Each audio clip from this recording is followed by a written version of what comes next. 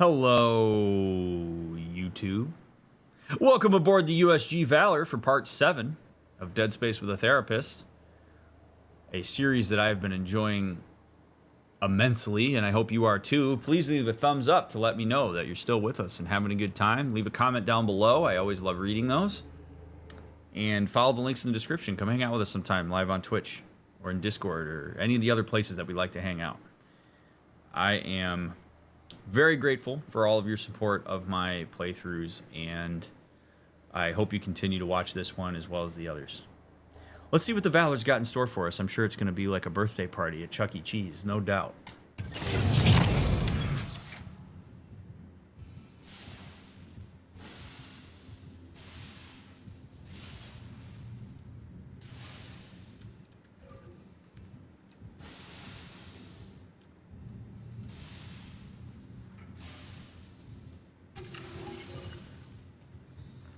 Alright, so we came in there. What do we got? We've got the briefing room. The stars are ours. I'll be interested to see what the difference is in terms of the, like, the posters and stuff on a military ship as opposed to a mining rig. Gotta go through the barracks. Oh, boy.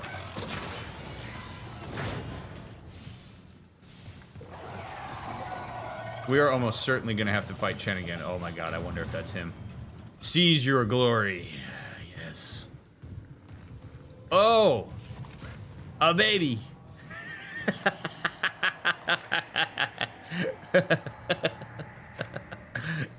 Wow. Baby dolls popular in, during this time. Good lord. Imagine sleeping in this bunker, you wake up and that baby's just chilling there looking at you.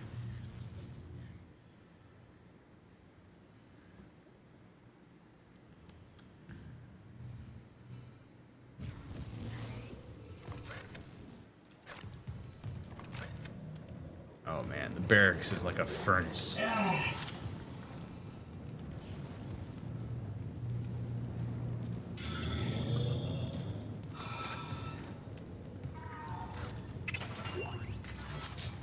Isaac, we have a problem. The Valor's carrying a 12 megaton warhead.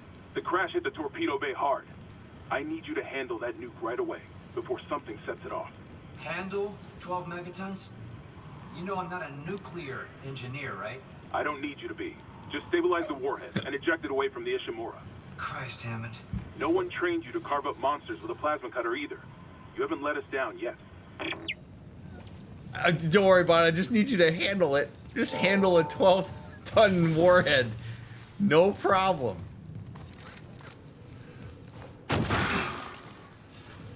Oh, God. Now, the scary thing is, if this is a military ship, I wonder if the necromorphs potentially have the ability to use weapons. I wonder how basic they are in terms of their, like, brain development. Oh, God. Sir Isaac Newton is the deadliest son of a bitch in space. We do know that. So yeah, just get the warhead and shove it in a direction and make it somebody else's problem. Maybe it'll half-life out before it hits something.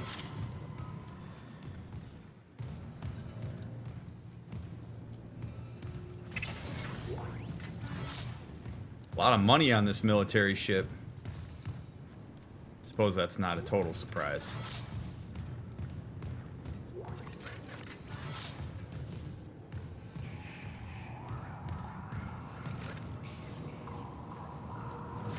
I still hear the voices on this ship, so that's interesting. Alright, to the briefing room.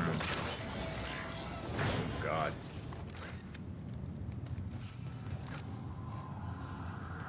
Mess hall's locked.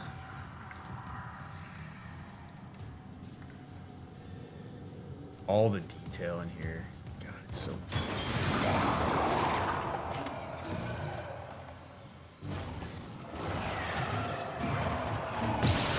What the hell?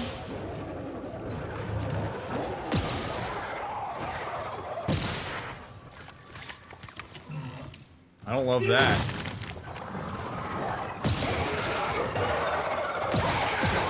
Why do you move like that?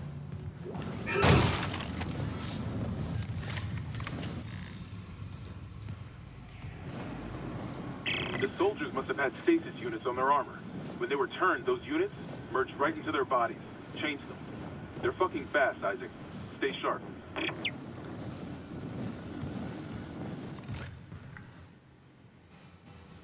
Yay. Cool.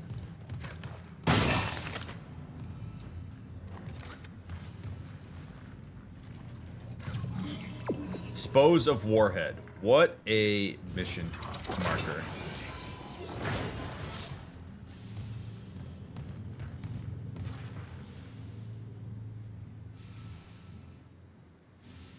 Dude, okay, so I know I keep pointing out like different details and stuff that I like in the environment here. And one of the things that I love so much is that all of these like little electrical boxes, you don't have to put this much detail on these types of things, but they do. Like all the writing and the signs and stuff, it makes all of this area so much more immersive, and I love it. It's fantastic. All right, briefing room.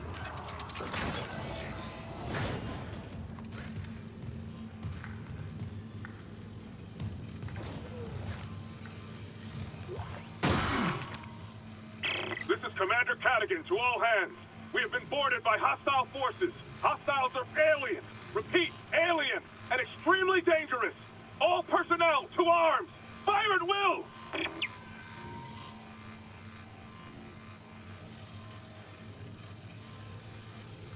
I guess it is technically alien, but if something hijacks a human, is it still considered an alien?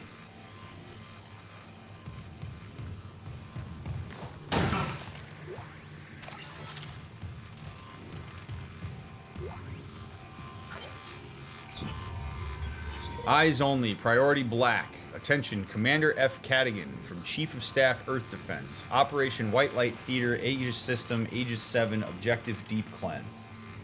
CEC vessel USG Ishimura in breach of EarthGov System Isolation Order. Believed to have recovered Marker 3A. Special Ops has confirmed the system but unable to provide planet location.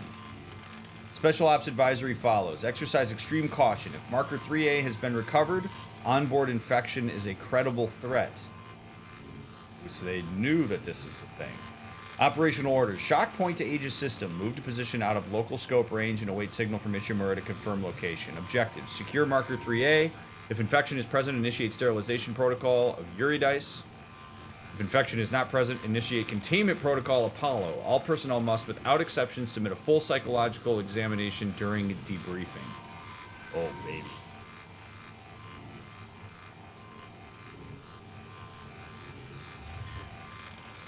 So they were gonna...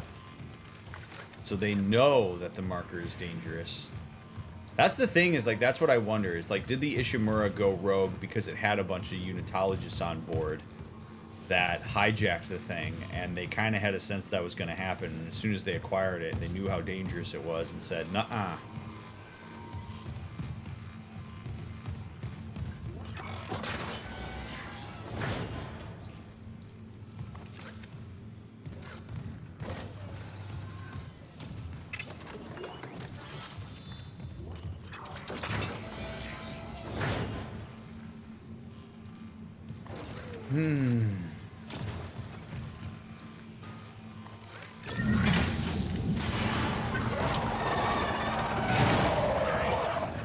All right, buddy. All right, buddy. Okay. Nope, we're not doing that. Whoa.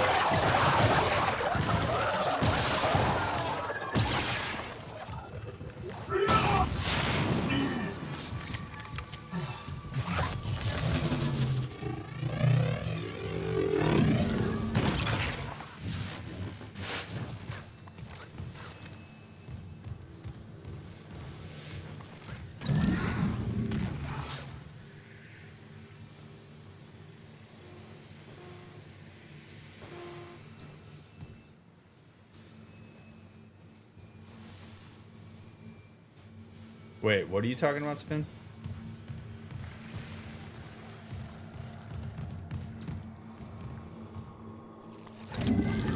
Whoa!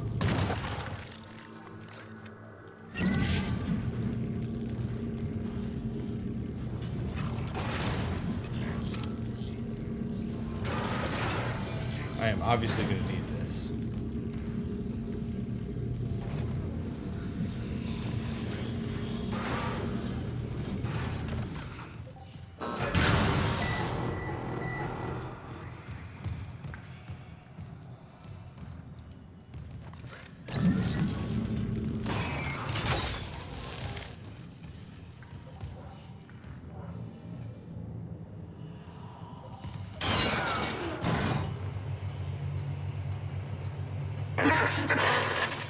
Mr. Clark?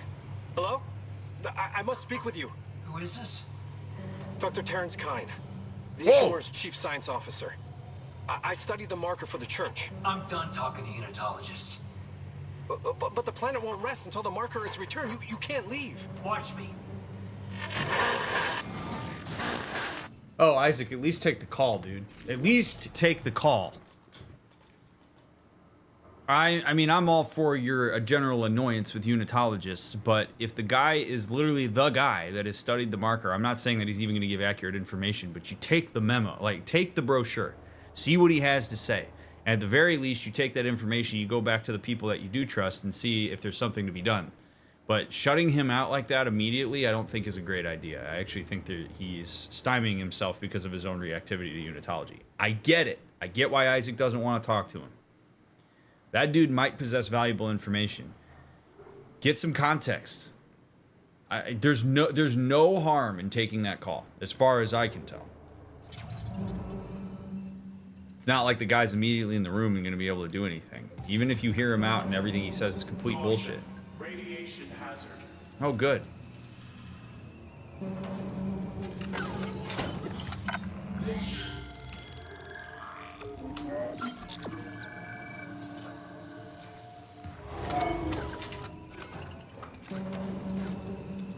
Dude, every single one of these guys' head is chopped off. Hazard.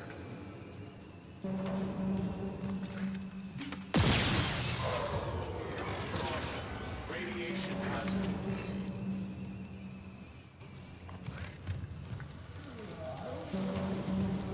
Caution. Warhead unstable. Contain all explosive materials. Oh, brother. Caution. Warhead unstable. Contain all explosive materials. I see you over there. Caution. Warhead unstable. Contain all explosive materials.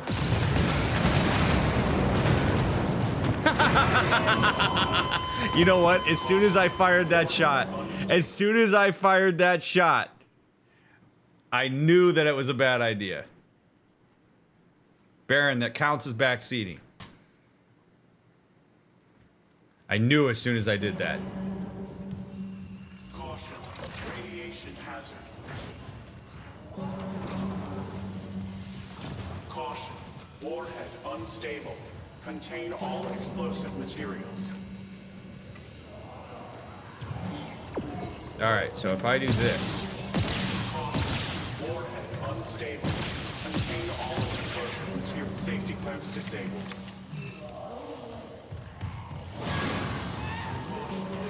Power required. Contain all explosive materials. Yeah, come here. Come here. Come all the way over here, buddy. Okay. We just straight up can't shoot that guy then.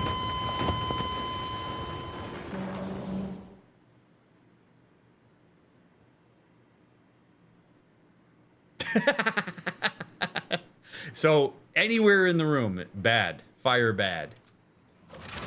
That's fine. Alright, we're learning. Unstable. Contain all explosive materials.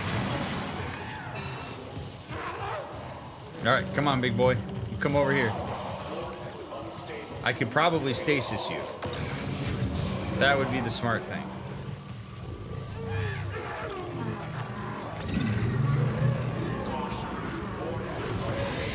Contain all explosive materials.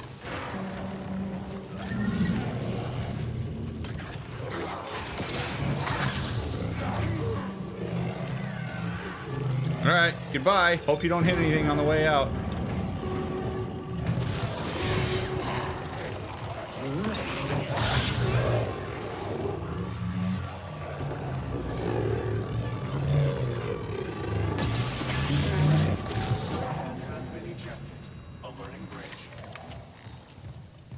Okay, the warhead's clear.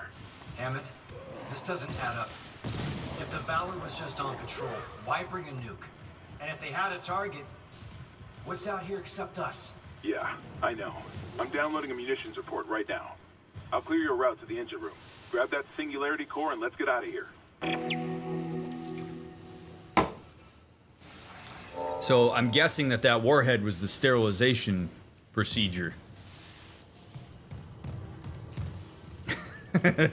Like, we just launched the sterilization procedure out the airlock.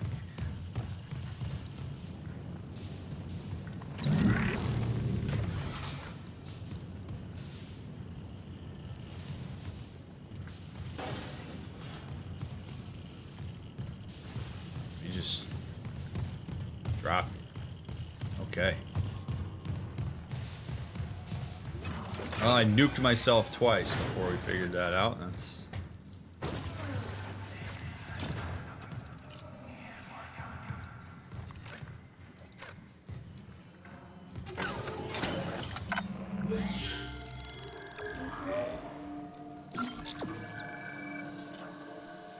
See, okay, but I will say, so it was funny, but there's actually a lesson to be learned there, which is that you make stupid decisions under duress, no matter how smart you think you are, unless you are actively and always ready to think through a process. I walked into that room where there is a nuclear warhead, and there are explodey dudes. And the first thing I did was shoot the explodey thing, because that's what I've been doing all the way throughout the game. And if I'm Isaac, I'd have been killed, because all I did was just act on autopilot. Like, Ryan, controller of this game, did not take the context of that room into account when making a decision about what to do with that necromorph. And I'm dead because of it. Like, it can happen just like that. It's kind of scary. If you're in a super adverse situation with lots of shit going on and there is an uptick in intensity, that is an indication that you probably need to find some way to ground yourself and think through the scenario before you act rashly with a firearm, like I just did. You know, it's a video game. I get multiple opportunities to do it, but I killed Isaac twice before I actually thought smartly about what to do in that room.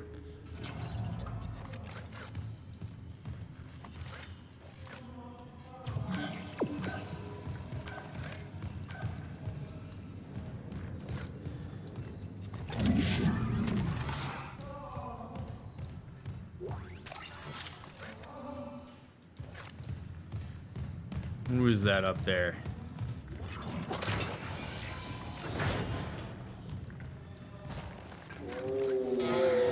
Oh, God.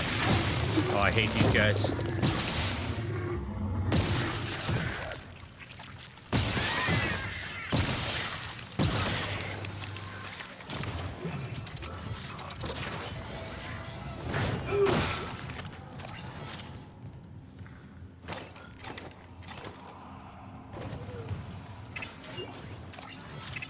Oh, I guess it would make sense why there would be so many pulse rounds on the military ship instead of plasma cutter. That makes a lot of sense.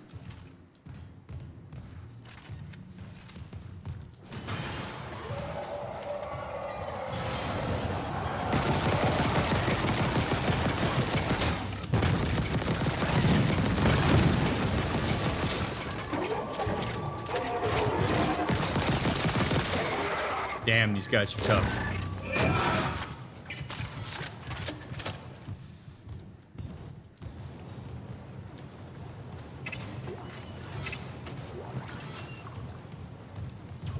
I'm glad I don't need military clearance to open all those storage units.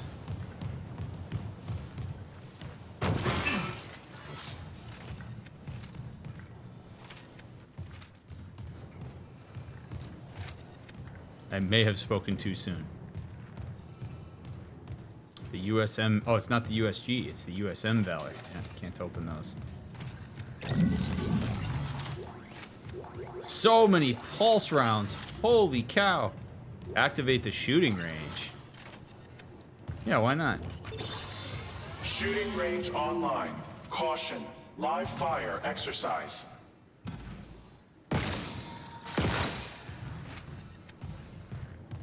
doesn't seem like a particularly well put together firing range.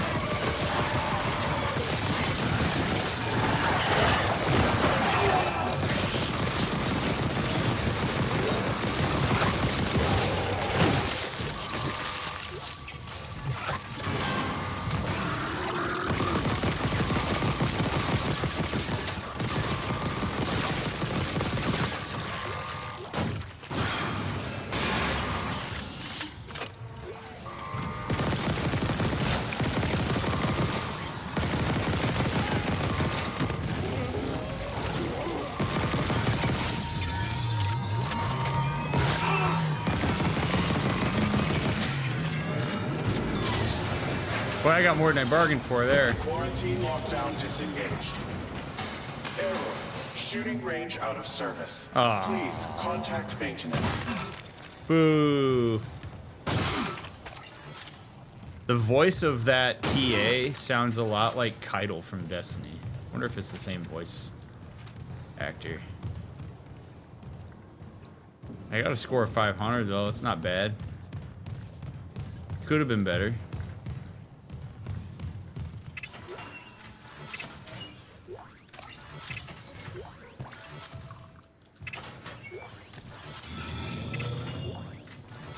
Alright, that was neat. I do like that they had that on here though.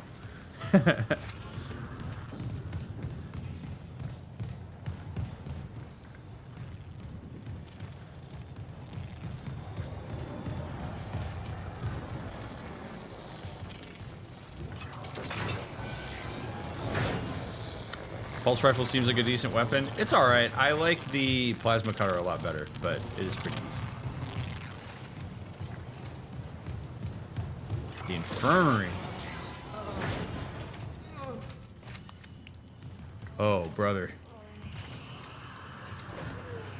Want me to do something?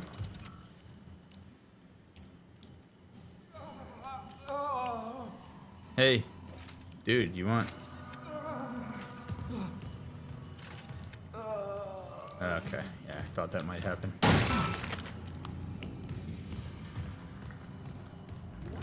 Just a flesh wound. Okay.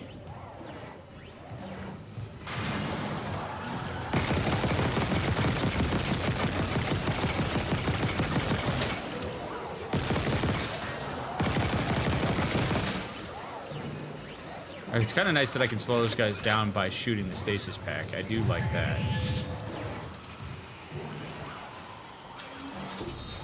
Large med pack schematics. Okay. Please, Isaac. Make this fall. Yep, we're seeing shit. If we're seeing her on the video screen,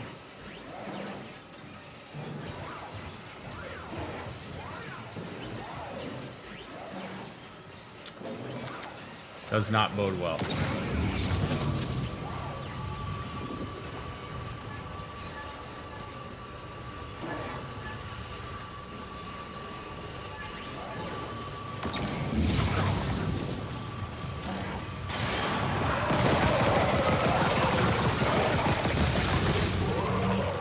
Oh, okay.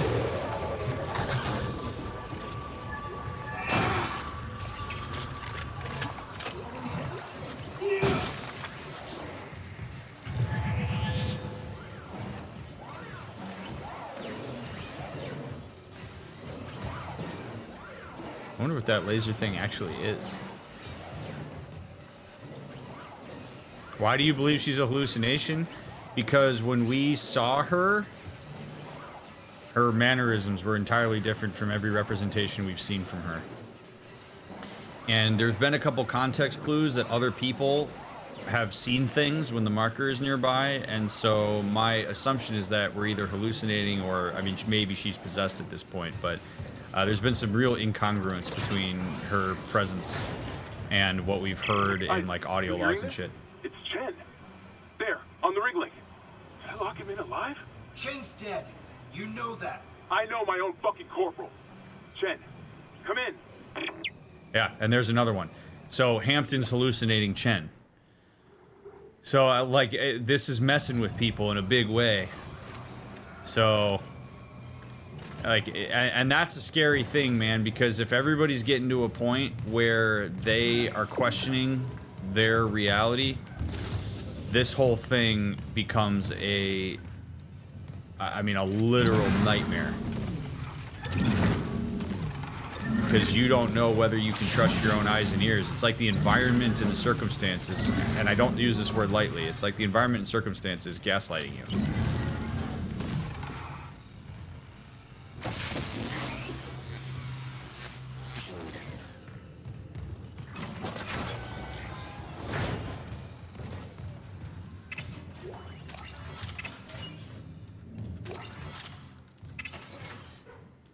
Damn.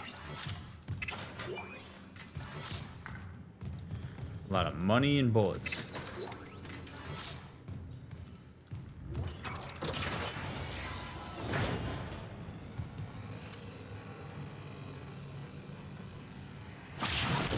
What would you be doing in this situation in context? I'd be dead. I'm not prepared for handling this kind of shit.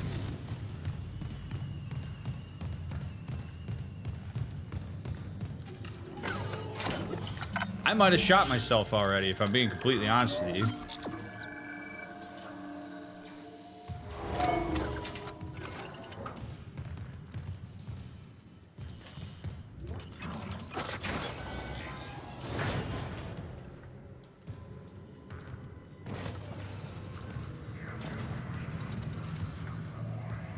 Yeesh. Oh, there's the crap. That's the pod.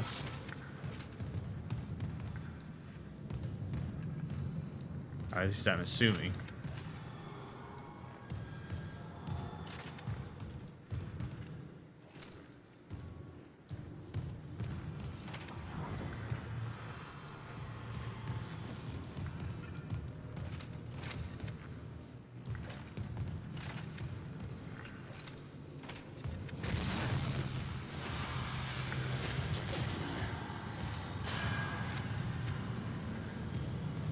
Or, what would I be doing? I would be nothing because I would have nuked myself. I mean, I literally nuked myself twice, so I think that would have been my demise right there. Unknown biohazard detected. Lockdown initiated.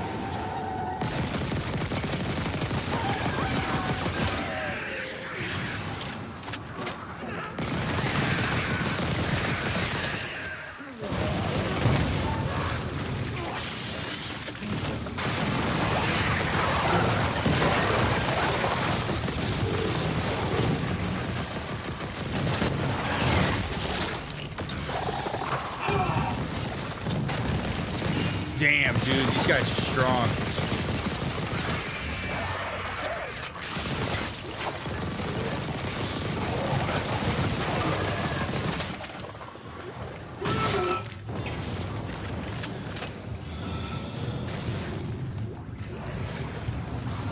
Oh, we got a big fella.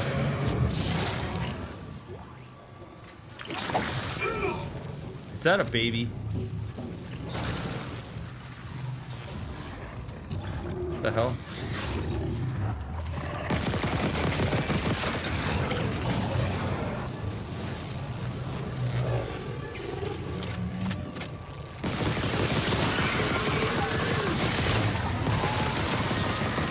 Quarantine lockdown disengaged.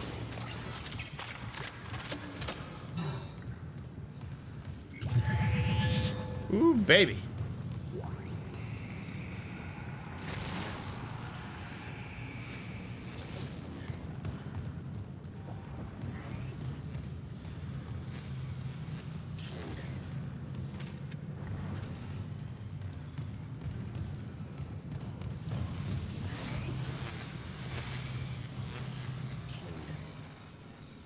It's a cool little area. Except for all the shit trying to kill me in it, but...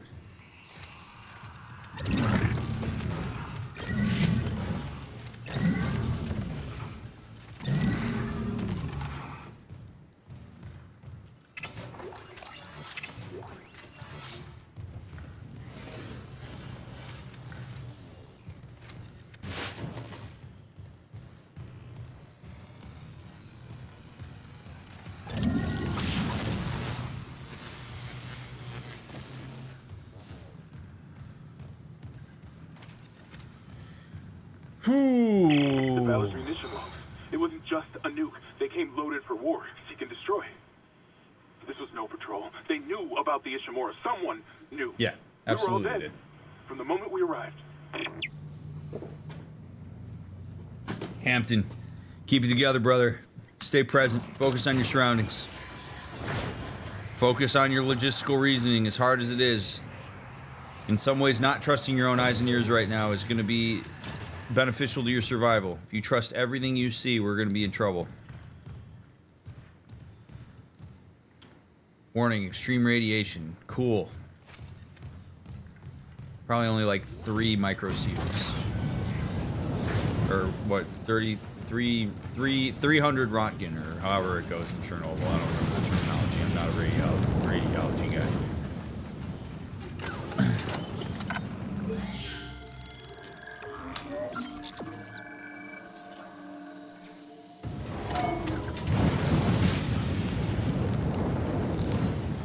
Do not enter combustion chamber while engine's in operation. Try not to. But I'm guessing I'm gonna have to. Oh god, the design is just so good. It's just so fantastic. Alright, let's take a look at the old pattern here. I saw the fuel come out.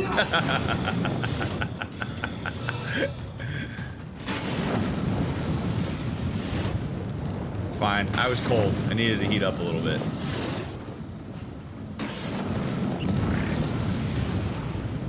Hopefully that box has a high heat tolerance.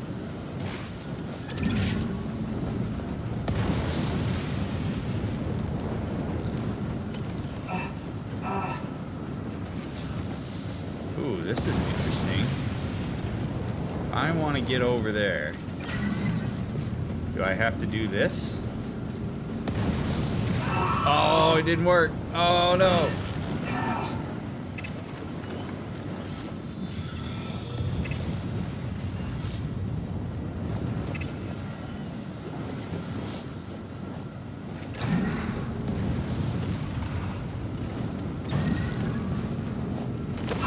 Shit, just run through it, Isaac. Oh, gosh. Whoa. Oh, boy.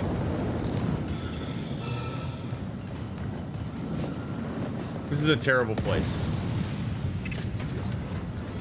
Luckily, I'm getting a lot of money.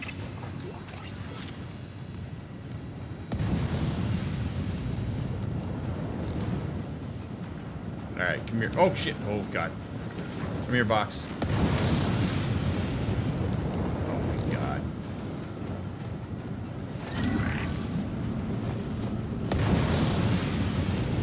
I love that the ground is still hot after that engine fires. Great.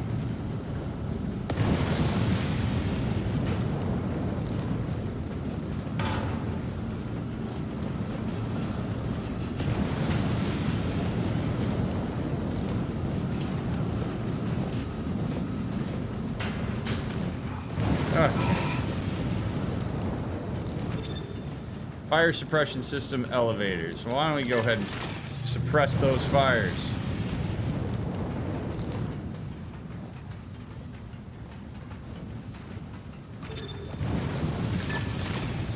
And turn on the elevators. What a thing of beauty.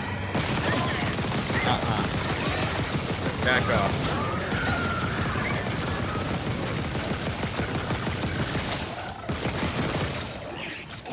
You know what? Oh, we got here in time. No!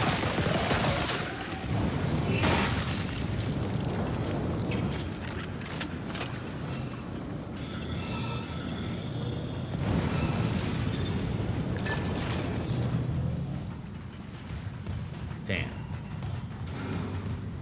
Oh, that still goes! Oh, God!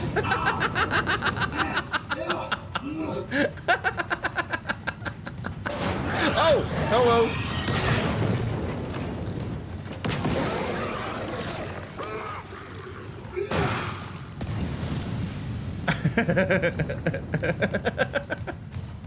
God damn.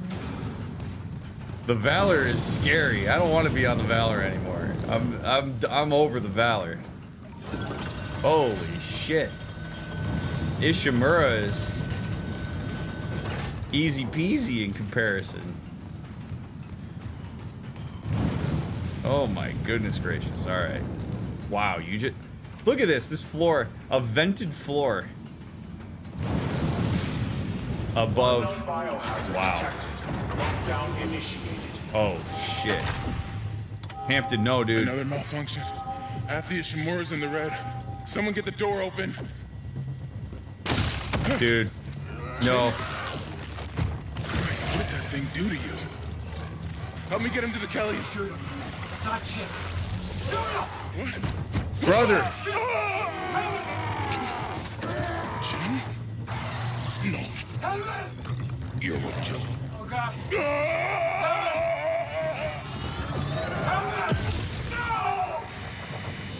Quarantine lockdown disengaged. Whoa.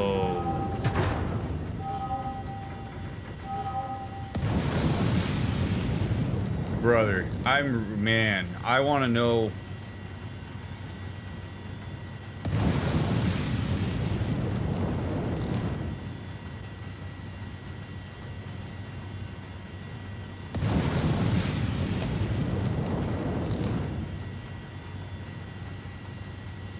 Well, there's any number of things that could have contributed to that. I mean, that's... Maybe it's hallucination. Maybe it's just hope and some little dose of denial. It's hard sometimes to... I mean, I know we talked about this earlier on in the playthrough. It's hard sometimes to accept the reality of somebody when they no longer fit our expectation that we have of them.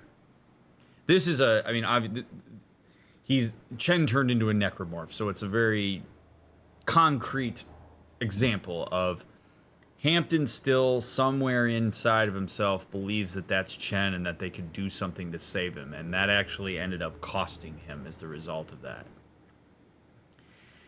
If Hampton engages with the reality of the situation, at least to the extent that we understand it, that is no longer Chen, that is a necromorph. Perhaps he disposes of Chen there and saves himself. It's hard sometimes to engage with the reality of... It's the same thing as like if a person you know gets involved in a group that leads to a severe value change and you have to determine whether you want to continue to engage with them or set boundaries. Or, as we talked about earlier in the playthrough, you have a family member who maybe is suffering from such severe dementia that they're no longer themselves. Their essence of who they are has been lost to the vessel that they're in, and that is a really hard reality to work with. Sometimes people will be extra agitated when working with certain people in their lives because they just can't bring themselves around or won't bring themselves around to changing their expectations.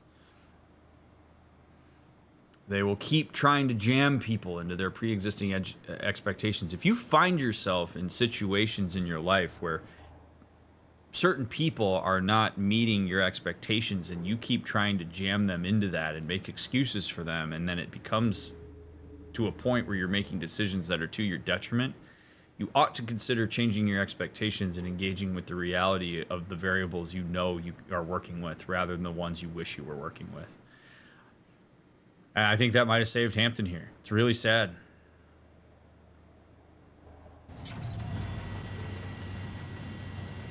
So, Kira, you actually bring up a really interesting point, which is that we've now been led to a point where we are second-guessing our entire reality. And if we are indeed suffering hallucinations and we're seeing all these people as necromorphs and they're not necromorphs, and they're constantly trying to stop us from being a murderous rampage of minors, it's hard for us to know whether that's the case because the only reality we have represented to us is what we're seeing. It's not super far-fetched. It can become debilitating if you go down too many avenues like that, but... Singularity core removed. Rerouting power. Escape the USM Valor. What? Him and Vitals, they just flatlined. Hammond's gone. Hammond Shin. Oh my god. Warning. Cascade failure in all primary systems. Fuck! The Valor's gonna blow! Go! We gotta go.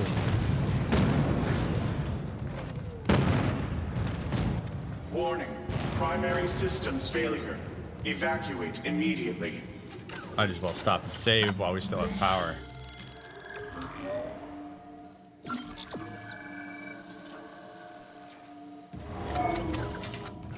Warning. Primary systems failure. Evacuate immediately. I'm going. Warning. Primary systems failure. Evacuate.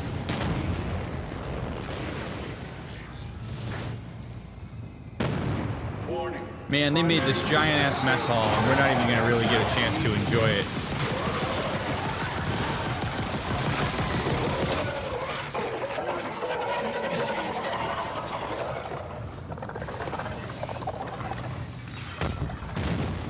Warning. Heat exchanger. Oh!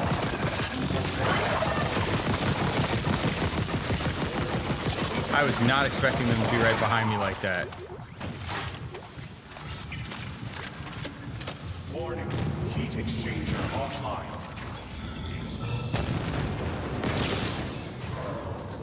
Warning. Heat exchanger offline.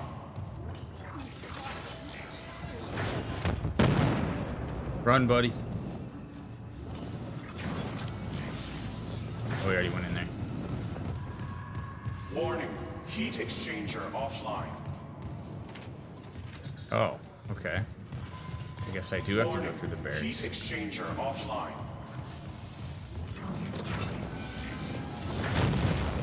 Warning. Oh, baby. Oh! Whoa, ho, ho, ho. Warning. Critical overload in main electrical grid. Warning. Critical overload in main electrical grid. Warning. Engine containment failure. Oh! Go! Oh!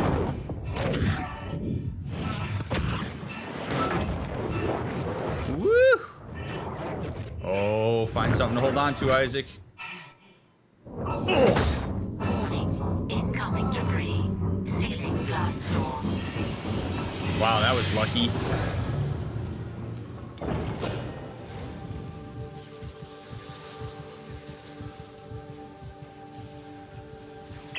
Isaac, come in. I'm here. Fuck, that was close. Chen, Johnson, now Hammond. And I'm tracking movement from the Valor. I think some of those mutated soldiers made it on board. Oh, What about good. the Valor's singularity core? It's covered in blood, but I got it. God, I hope Hammond was right about that shuttle. He said it was on the crew deck, along with every unitologist on the ship and their marker. You'll need to... Wait, someone's opened the door near the bridge atrium? It'll get you to the crew deck, but who's left with that kind of clearance? Isaac, something's up, but we have to get that shuttle. For God's sake, be careful. We're all that's left.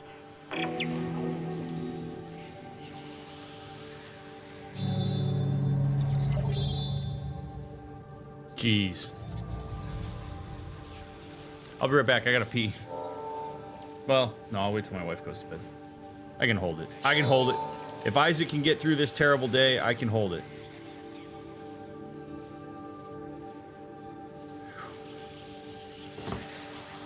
Woo!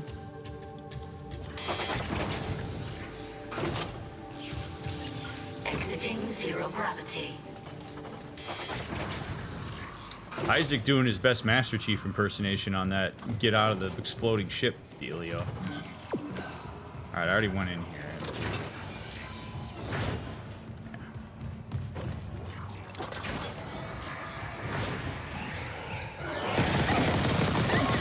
Tired of it. Tired of it. Knock it off.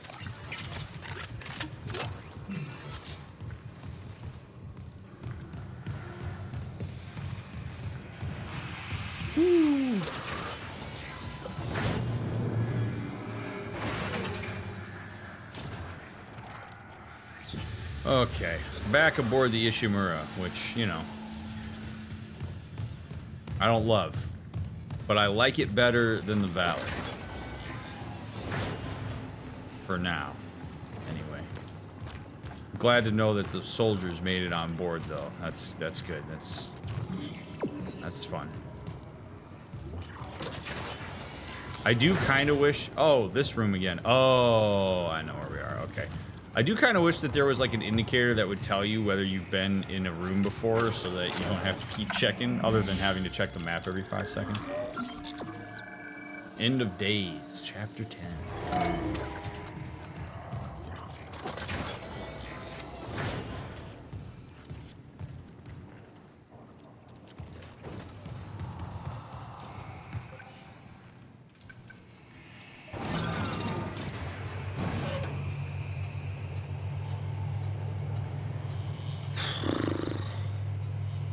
Hey, thanks for watching. Appreciate you keeping things spoiler free, and I appreciate all your support. It really means a lot. I am grateful that so many of you are willing to follow along with this playthrough and enjoy it with me. Exactly, Scott.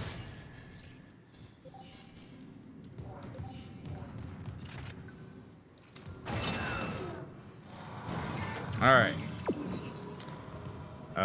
Is there anywhere on the bridge that I have not yet been?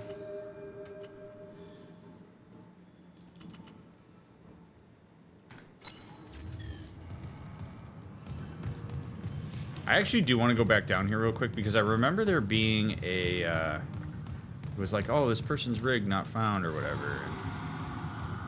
Go down here one more time just to look.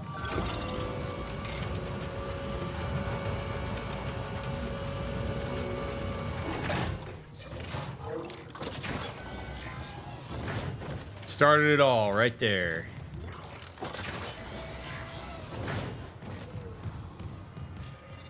Crew rigs needed. Okay, so I need all. I wonder if that's like the bonus you get for doing all of the rigs. Tram maintenance. That's cool.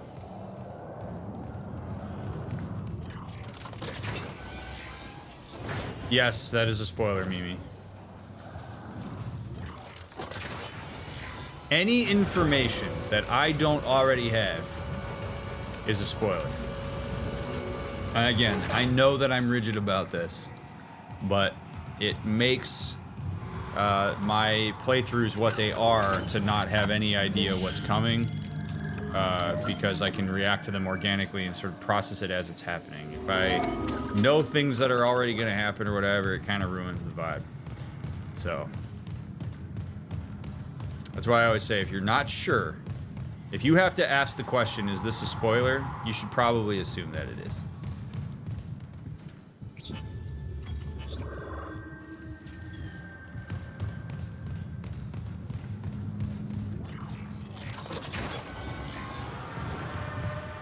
It's as easy as leaving your hands off the keyboard. Alright, schematic submitted, now purchase. Alright. First, sell some things off.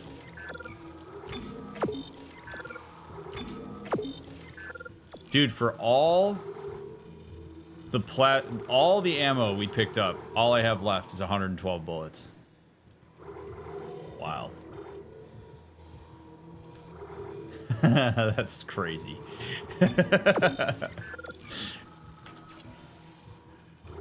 Okay. There was another part to the plasma cutter that I picked up, so I want to buy that.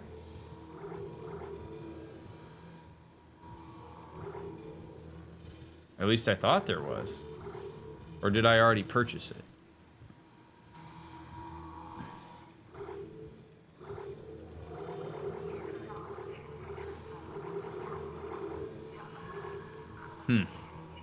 I must have already purchased it.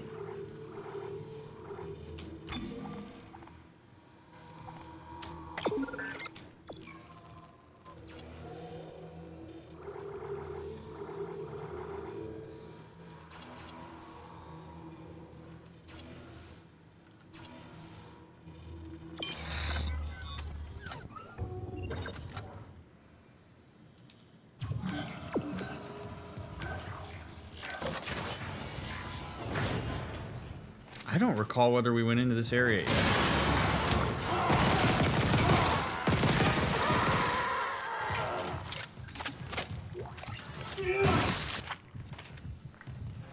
I don't think we have. Light speed, carbonated hard bar.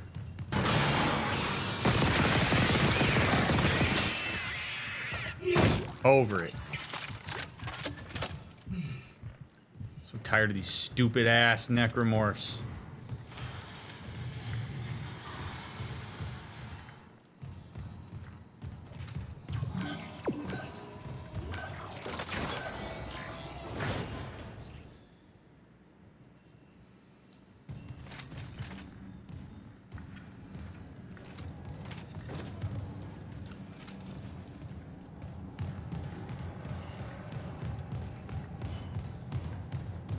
Ooh.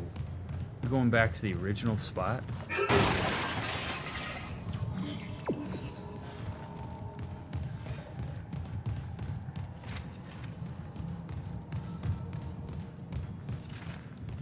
What is that?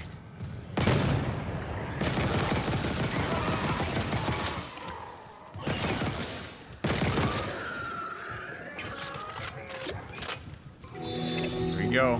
Benson's rig. Find tram supervisor Benson's rig. Build master security override. Yes. That sounds awesome because then we can go in the all the cool places. That should be all the rigs I need. I can compile master security override from the console and the captain's nest. Beautiful. Yes. Yes. Good. Good.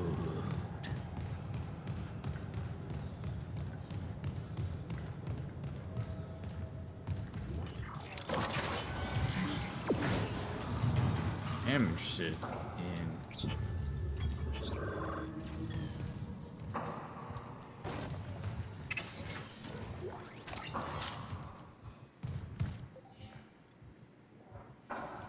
let's see what's up here. Oh, a bench. That's actually very useful. I'm happy I came up here. Oh, perfect. My wife is calling me. Tuck her into bed. So I'm going to tuck her into bed. I'm going to pee, and then we're going to build some cool shit, and I'll be right back. Thank you so much for being here. I'll be right back. Okay. What do we got here? Oh, yeah, that's right. We did get the full plasma cutter schematic, so let's go ahead and fully upgrade. That just feels satisfying. Suit. Good. Pulse rifle. I mean, it already reloads incredibly fast. I mean, rate of...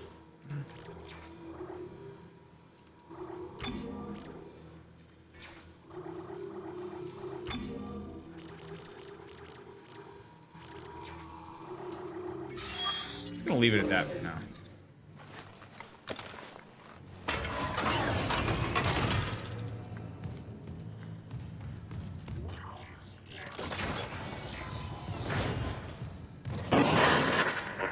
I'm losing you. Something on the crew deck must be interfering with the signal. I can guess what that something is. If the marker's active... Shit. The crew deck is locked down, but the deck supervisor might have an override key. The last location I have for her is the gym. How long will it take to install the singularity core on that shuttle? Not long, if no one tries to stop me. Hurry. We can't leave the marker in their hands. Well, what are we gonna do?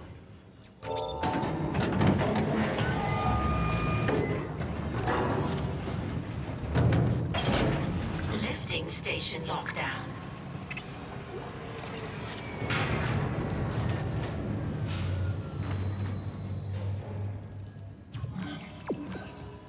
All right, we go back because I want to get that master override.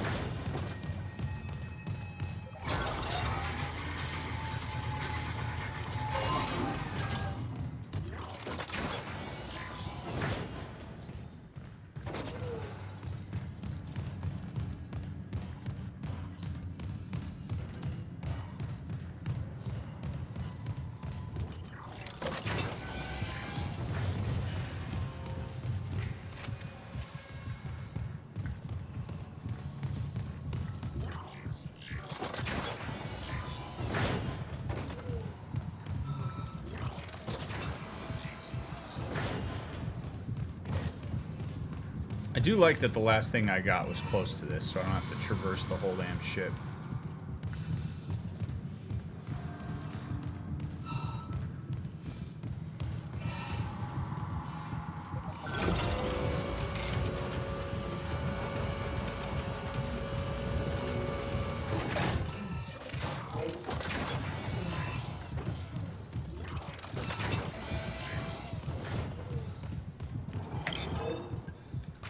Master security override generated for Isaac Clarke. All access will be locked. Nice. Nice. So now, what I would love is to know exactly where all the master areas are so that I can go into them. We'll worry about that later. I want to know what's in there. I can go anywhere I want.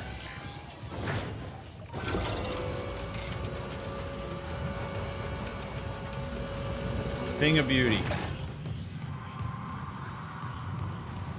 I can explore the entire Ishimura.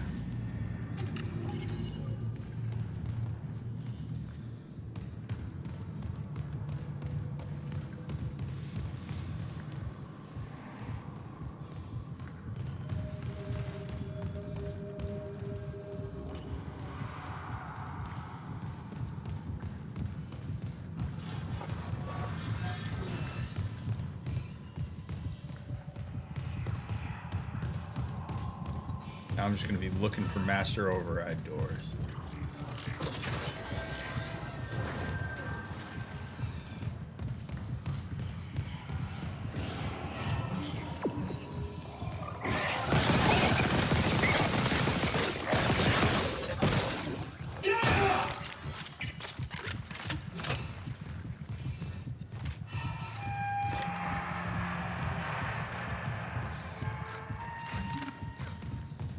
I don't like that noise.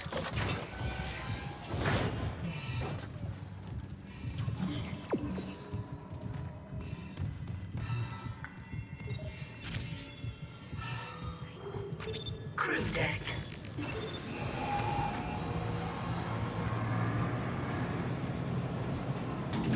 Now arriving at the crew deck.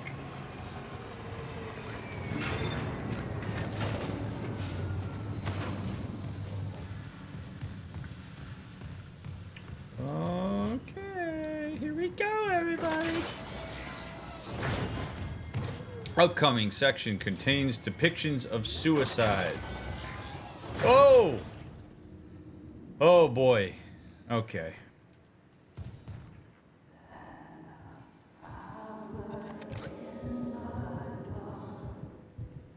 Oh. Yay. Yay.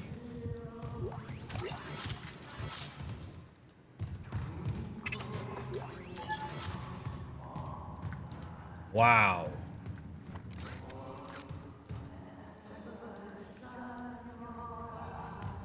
It's all written in a different, like, language. Look at that.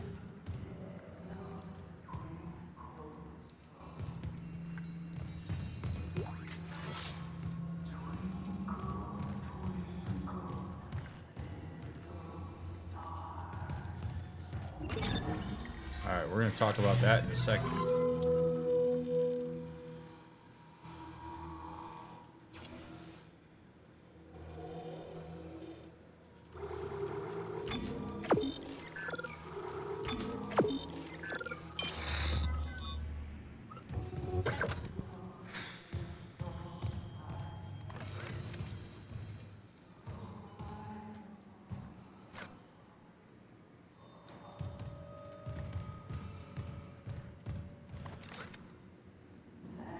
We've got like idols, we've got writing.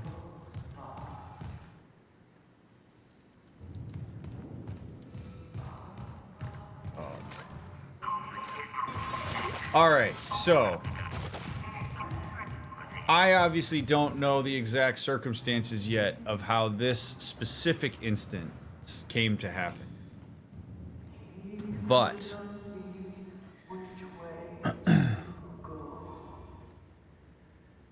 not every cult goes in the direction of some kind of otherworldly ascension that you're going to have or embark on as part of its discourse, but it is a common feature of the end point. And there can be any number of reasons why that's the case. Like, it's really hard for people who are outside of cults to understand how a person could get to the point where they end their own life in the spirit of whatever it is that the doctrine was. And to do that, you kind of have to understand the way that things systematically get broken down for a person. And we've talked about this to varying degrees so far through the playthrough, but you isolate people out, you get them while they're vulnerable, you get them into a common sense of purpose, you get them to feel as if they matter in a way that maybe they haven't experienced before or have been craving to experience. You build a sense of unity within the group, and then you make that group see any sort of dissonance or outside force as a threat to not just the integrity of the group, but to you, the person, and the doctrine of the group that you are partaking in, or the cult that you're partaking in. And the reason you do this is because if you are a person in a position of power in a cult, you are able to gain a significant amount of influence and power over the people in the group because you have their unilateral loyalty and buy-in. And when people inevitably have certain experiences within the group that they question the doctrine of the group itself, there are usually controls in place through how you create a level of like cognitive alignment, where you might say something like, this is just a test of your faith. These are people who don't understand. These are heretics. These are people who don't understand the greater good. They're trying to pry you out of the sense of unity and purpose that you've experienced here. It's abusive. It's a similar process to the way that people in abusive relationships maintain the cycle of abuse. So when a group like this gets big enough, or gets to where it's like a known quantity, and people maybe start trying to intervene in order to save people from the demise of the cult or from the abuse that they're being subjected to, a common way that the cult can sort of preserve its ideology is to do a group event that ascends them to whatever plane everybody's bought into where they're going. And sometimes this is done as a means to avoid jail time if you're a cult leader. So why don't I get everybody to just mass commit suicide and I'll go with you so that I don't have to suffer the consequences of this if I'm fully aware of what it is that I'm doing. And in some cases, cult leaders get so invested in the cult itself and are so kind of far gone into the ideology that they've actually bought in as well to what it is as a level of cost sunk, because cost sunk becomes a part of your involvement. You no longer have support connections outside the group. You've sunk a bunch of cost. You've sunk a bunch of resources in the form of tithing and stuff like that. Psychologically, there's just not a lot of way out of there because you've essentially been boxed into your need for deep relationship. So I don't know the circumstances of why these people decided to end their own lives. And maybe it is that the marker creates such strong hallucinations and makes them believe certain things, and there's some sort of like higher power that's actually influencing them through the marker. I mean, that's the sci-fi part of this game adds a level, like a layer to this that you might not otherwise have in real life. But if you're curious about how people in these types of scenarios get to that point, that's how they get to that point. You unilaterally are believing it to a point where you question your own eyes and ears. You question your own dissonant thoughts. You have so many narratives that have been pushed into you about if you experience anxiety about this or it doesn't feel right, You have so many stories that the group has given you for how you can make sense of that, that prying you from that is nearly impossible. Sometimes is impossible. It's scary. Scary stuff.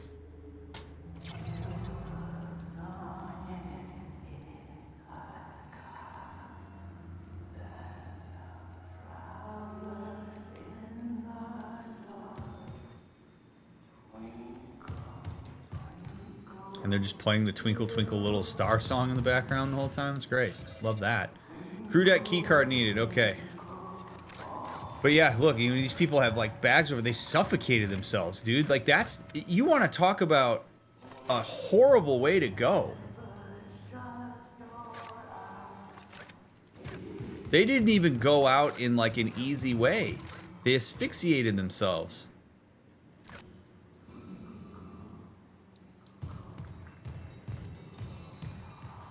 Ooh.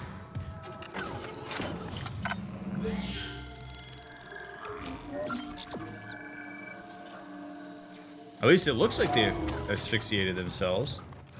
I don't see throat cuts. Maybe they did. I don't know. Maybe the pools of blood they're in. But no, because there's like some that aren't in pools of blood. It looks like they...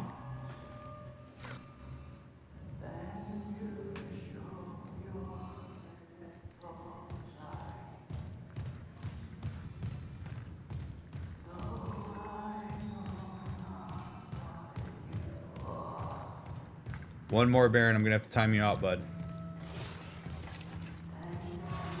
Bagged and shot me? I mean, who knows? I don't know that I even see bullet wounds.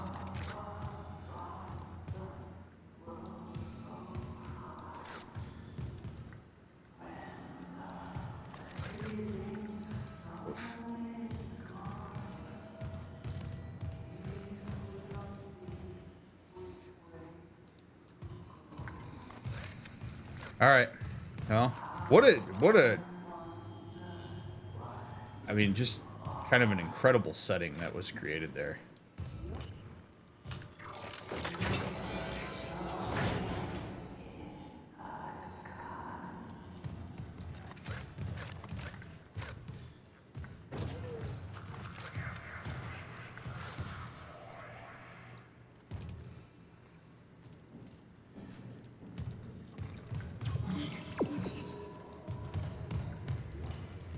Let's see what's in the restroom. Oh, man.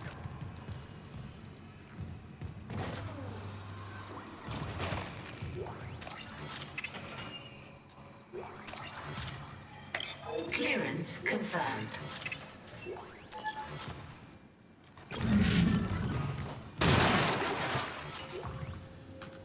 Advanced engineering rig. Ooh, baby. Does that mean I get a new suit? I'd love a little level 5.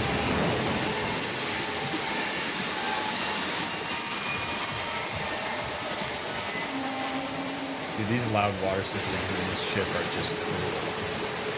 Oh, man. Maybe they... Oh, man. Who knows? I guess we'll find out. Brutal stuff, man.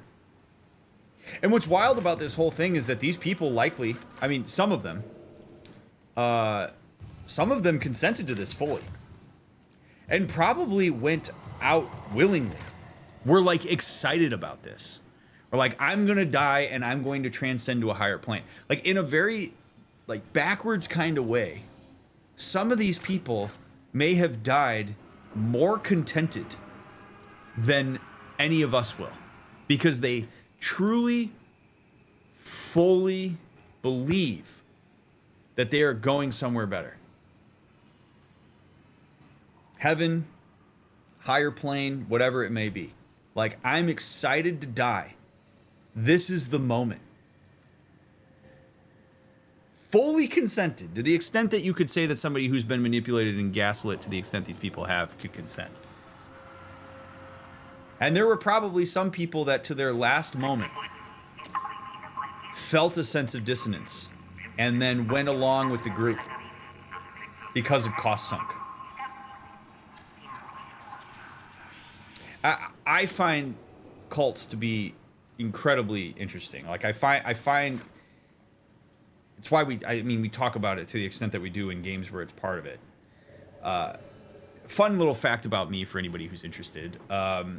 The professor that I had my freshman year of college that actually inspired me to switch to being a therapist instead of an advertising major, his entire body of research and expertise was in cults.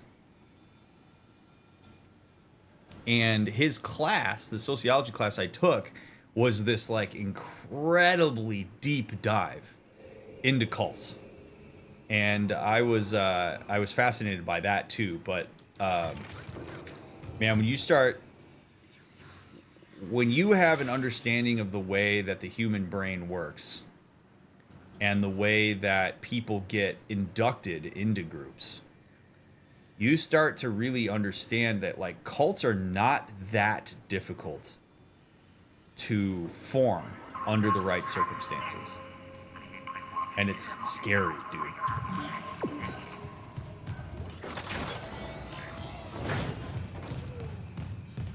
A lot of commonalities in them.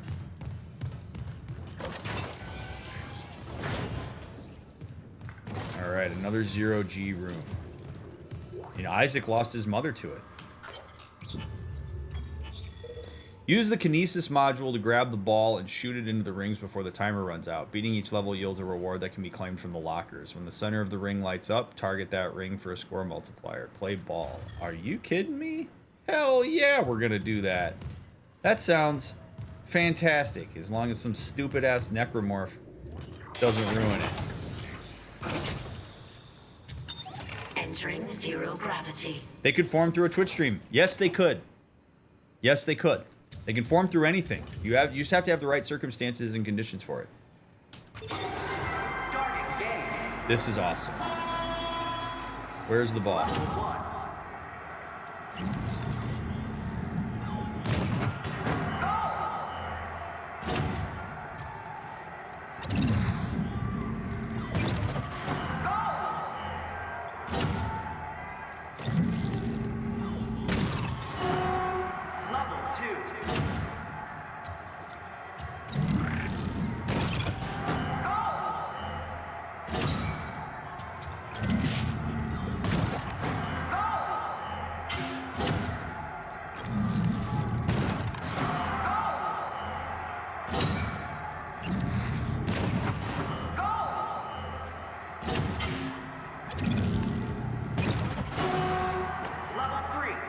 Oh, we're covering them up now, huh?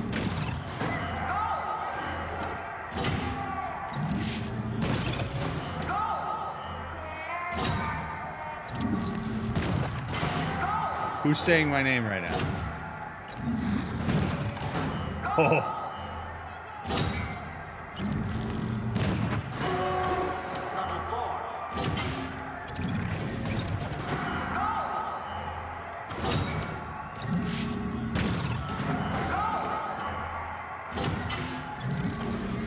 No!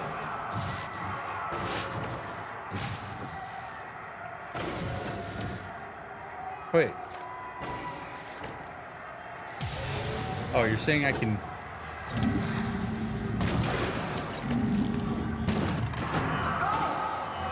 zoom in?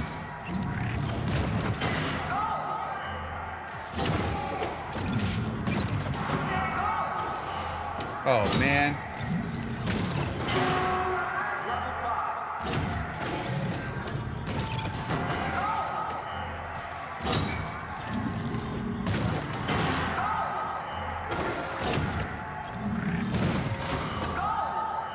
Oh, we gotta hurry. Come on. I'm not gonna make it.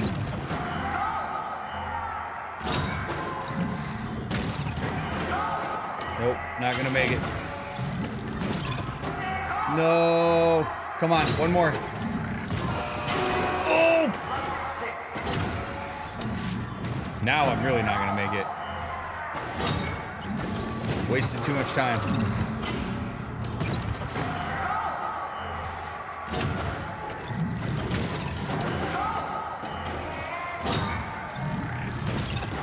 Dude, you have to be like perfect. Oh no. Oh. Reward locker now accessible. Congratulations. Oh, dude, I don't know if I can. I don't know if I can walk away not having gotten level 6. Exiting zero gravity. I gotta do it one more time. Yeah. Must do it one more time. I didn't know I could take off and get closer, so that's huge.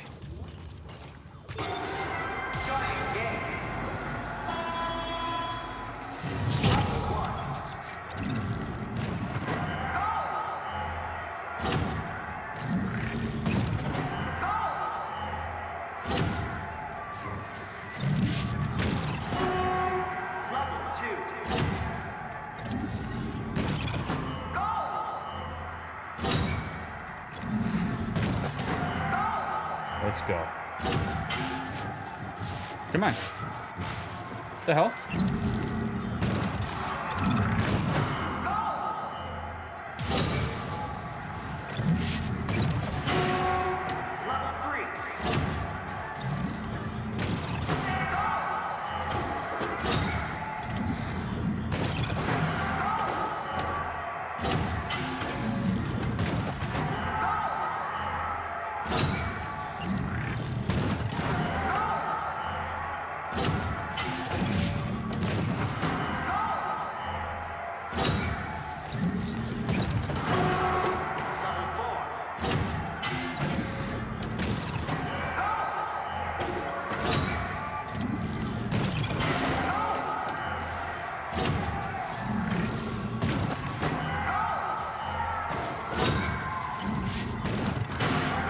Oh, is the one that's lit up worth more points? Oh. Looks like it might be.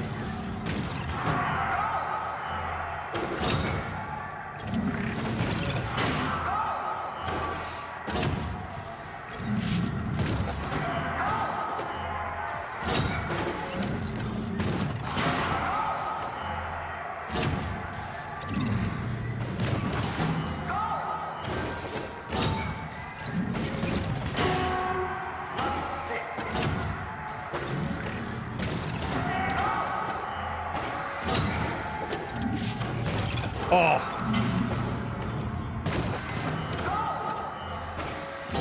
Come on.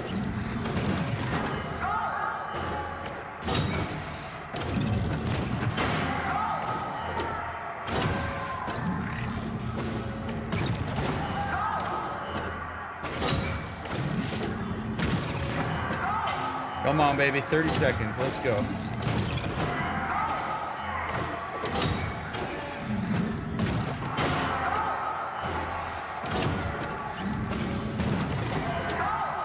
One more. Come on. Yeah. Now we're just going for high score. Let's go.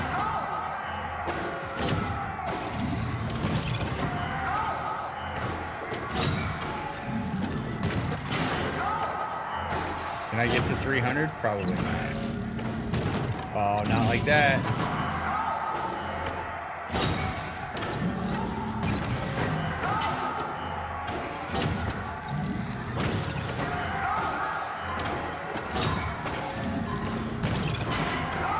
Oh, 275, not bad.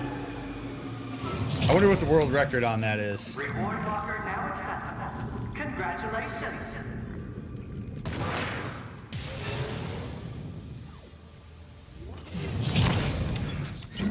Alright, now I can sleep easy tonight. Come on.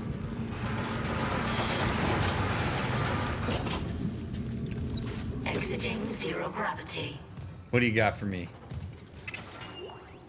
Oh, a note. Alright, cool.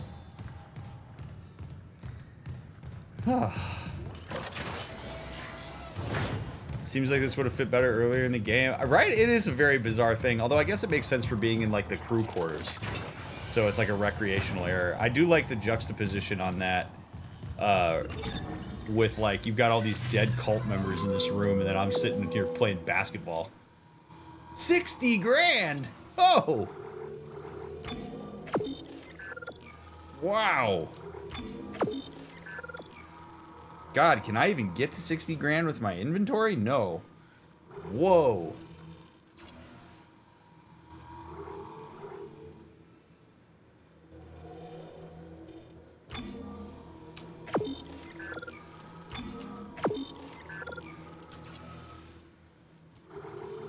At least I don't think so.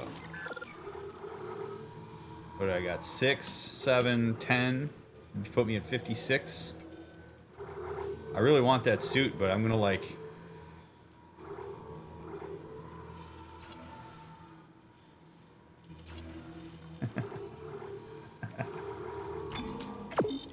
Oh god, I'm an idiot. Although I haven't been using these at all, so... So what? 1250... 2500... Dude. Oh man. Oh god.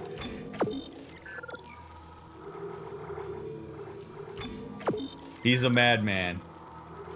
He's a madman. Oh god.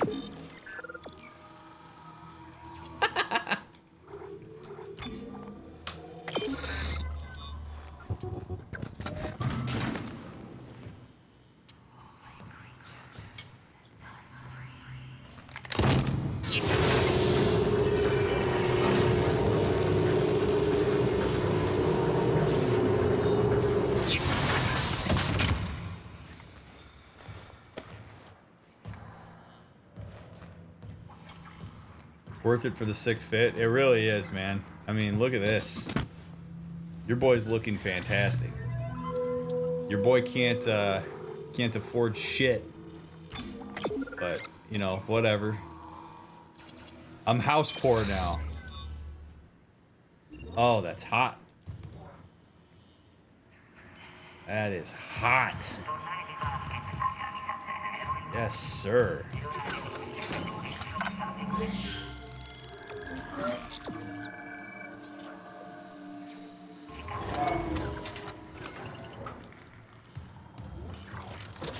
Definitely worth the 60K to look like a badass while I go in here.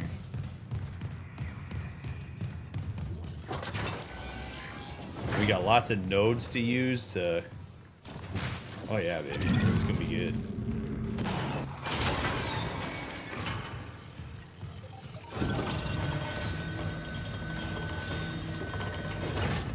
Okay. Well, now we're back to reality.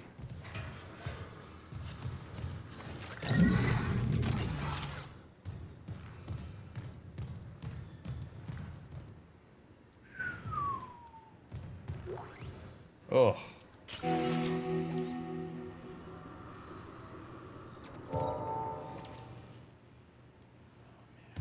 People sit up here, watch people play basketball. Yikes. Man. What a terrible place to be.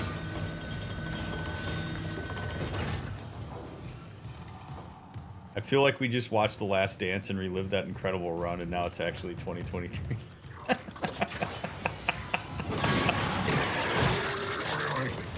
Whoa. Not into it, boys. Not into it.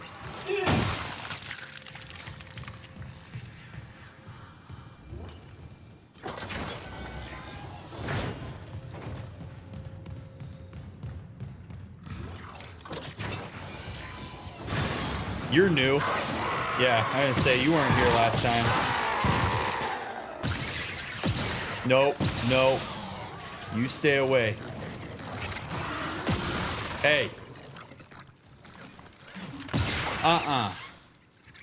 No. Bad.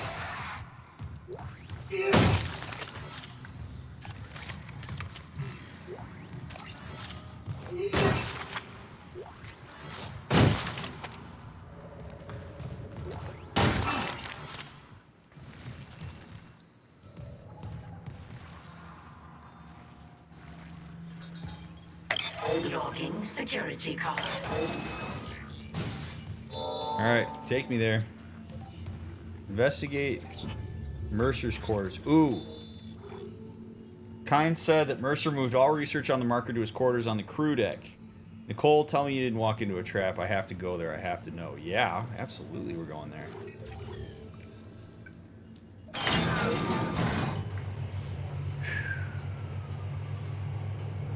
The upcoming section contains depictions of slow and graphic death by gunshot. Cool. Can't wait to see that. I built your shit. It didn't work. You're not gonna hurt anyone else. I'd say usefulness has run out. Mercer! Still alive, Mr. Clark. I'm still denied convergence thanks to this ingrate. Mercer, wait. Tell me. I want to understand. What is convergence? Good move. Nice, Isaac. But you already know. Dead or living, we all feel the marker's true purpose. Don't you want to be reunited with the people you lost? Yes. Then why not with me? Mr. Temple has refused, but we are so close. Everything that has happened on the Ishimura is just the beginning. When you put it that way, you and your marker can go to hell. Shame.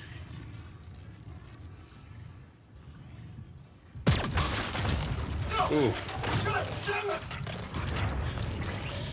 And a slow death in stasis.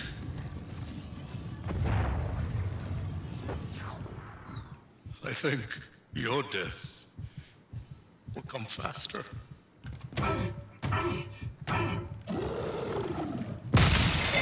Oh, come on. Again?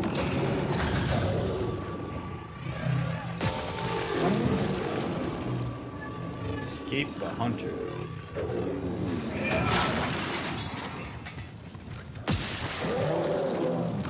Good thing I got rid of all those stasis nodes.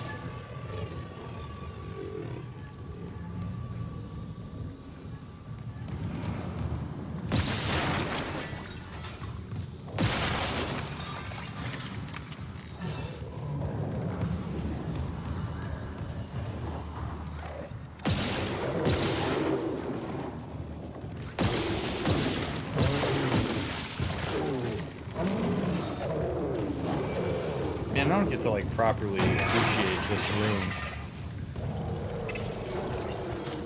Clearance confirmed. Just doing a little shopping while this guy chases after me.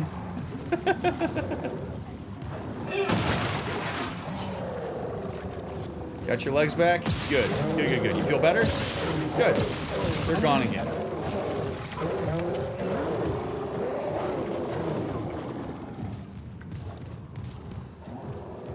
Oh, can't go out that way. Alright. I wonder if I need him to be over here. And I can shoot that bomb thing. Oh, wait, no. Wait, there we go. No, we gotta get all these little pustules taken care of.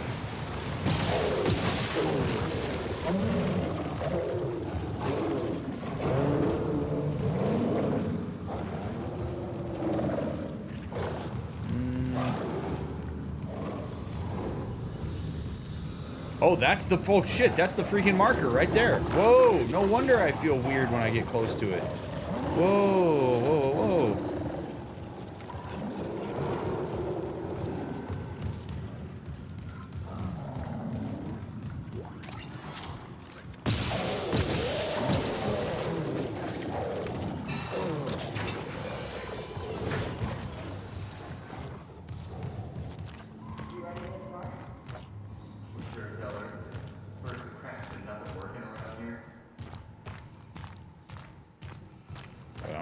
I'm hearing things. I'm hearing them. But you're on it, right, Isaac?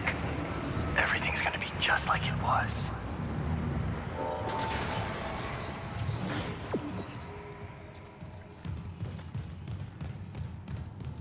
A second.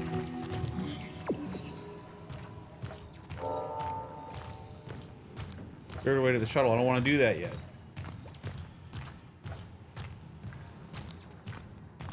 I don't want to do that. I want to investigate Mercer's quarters.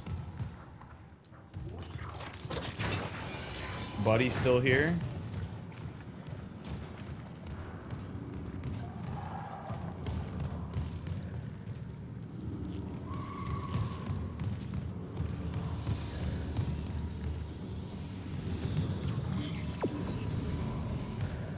Oof.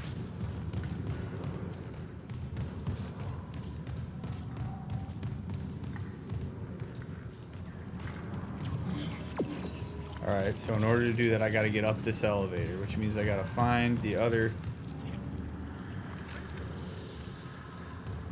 things to shoot at. Oh.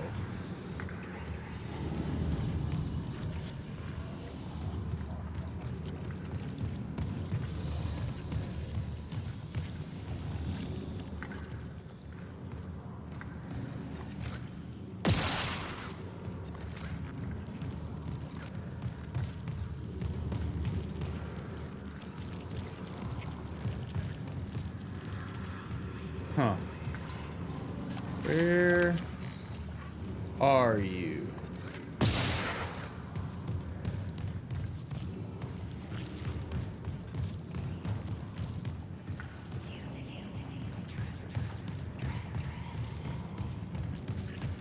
I mean, unless I can't do it yet, and I have to go to the other part of the shuttle, shoot all that stuff, and then I'll be able to get access to it, because I really don't see any of the other areas that I can shoot, so I'm guessing that must be the case.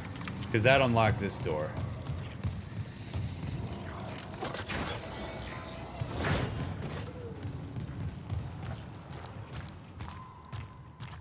Hearing things. I'm sure I'll be seeing things. All of a sudden my objective marker is in the weird language. This is just not ideal. Depictions of suicide warning coming at you. Just a heads up.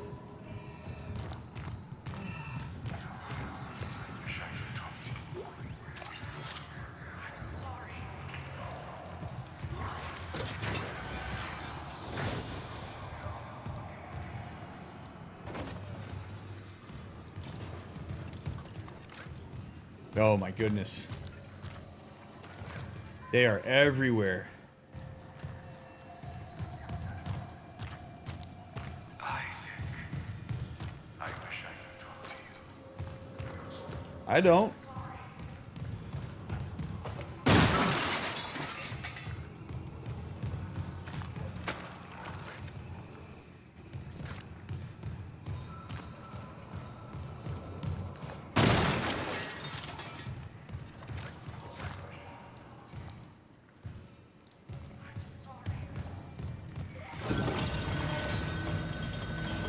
This is getting trippy. I mean, it makes me wonder who I'm hearing.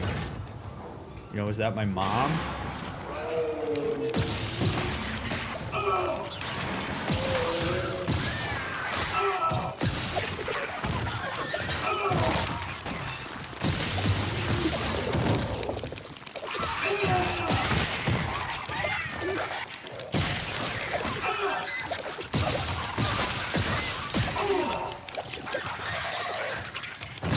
Because I do think that, like, again, if this thing can, like, read your desires and stuff, if it could, like, make me hear my mom and my dad and they apologize and shit, like, that'll mess with somebody even if they know it's not real.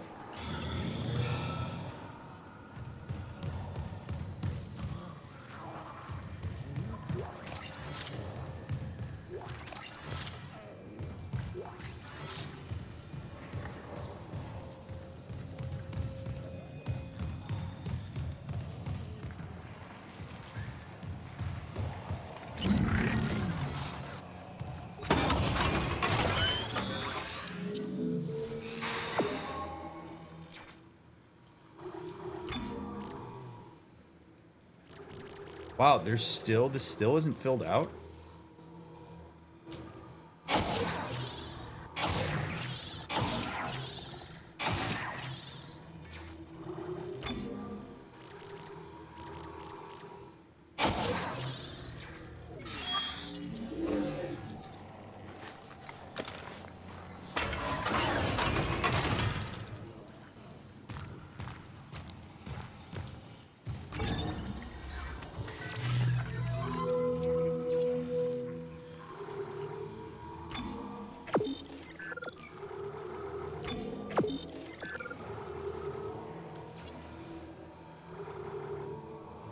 I've got 87 shots. I'll buy 12 more. And you know what? I'll buy another node for later.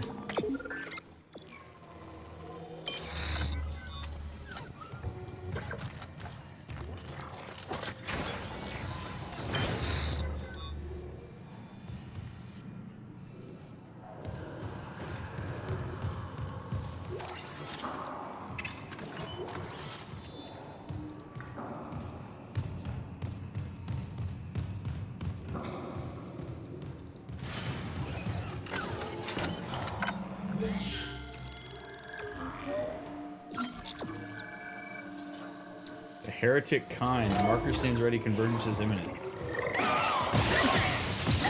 Interesting. So he sees Kine as a threat, despite the fact that Kine is the person who is researching this thing. Don't fear the process of transformation, or the appearance of these holy creatures. Angels too seem monstrous to the unprepared. A moment's pain will fuel humanity's ascension. Do not falter at the very brink of transcendence. There you go. Patient? Isaac. Symptoms: mania, delusion, violent behavior. What was the last straw, Mr. The grief or the guilt?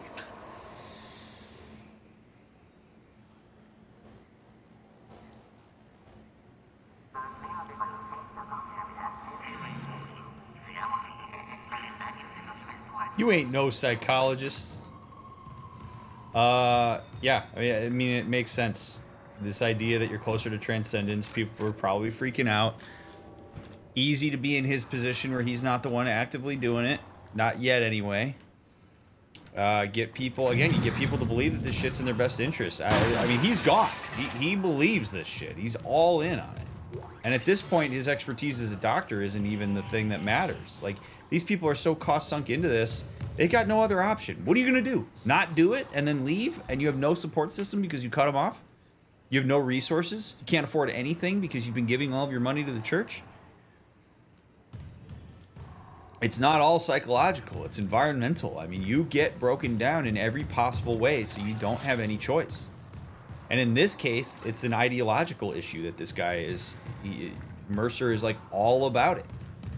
And believes that this is for the best interest of whatever. I mean, it doesn't seem like he has anything to personally gain from this.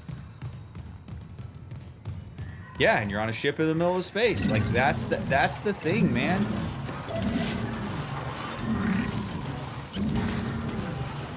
Look at this, like, fully barricaded. Oh, God.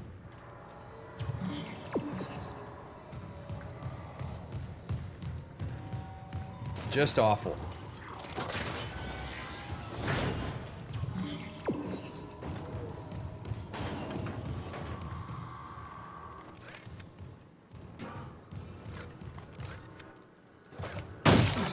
Ugh. Oh, I see. Okay, so this is...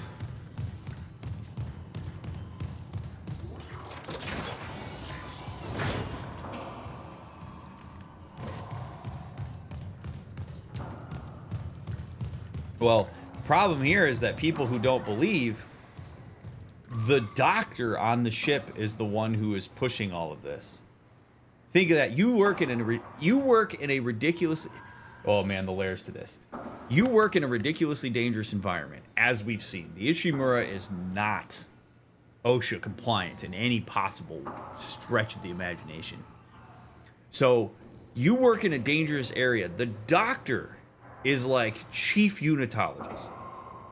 If you get hurt and you don't believe, do you run the risk of the doctor not taking care of you? This is the question you'd be asking yourself. If you do believe,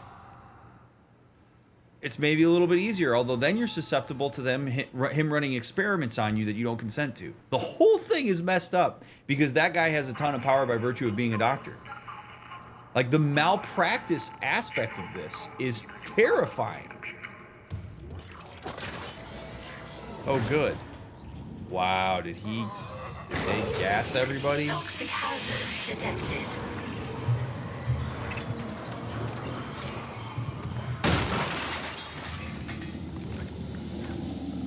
Oh, man.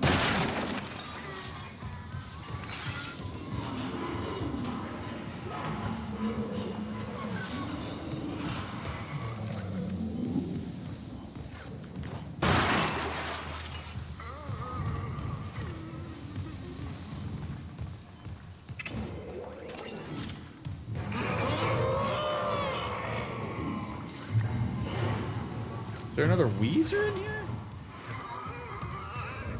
I'm kind of hoping there's another Weezer in here so that I can explore all this other shit. Oh, this guy. One of these.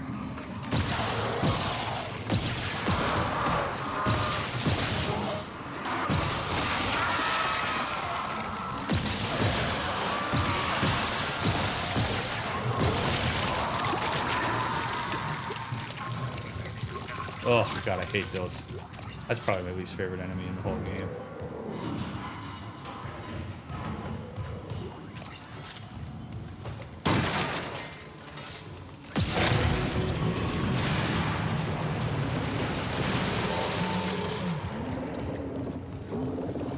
The deluxe quarters. Yeah, so deluxe.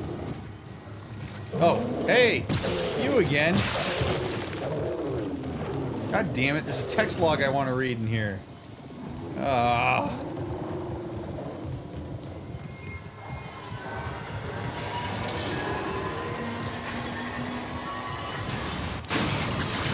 Toxic hazard clear.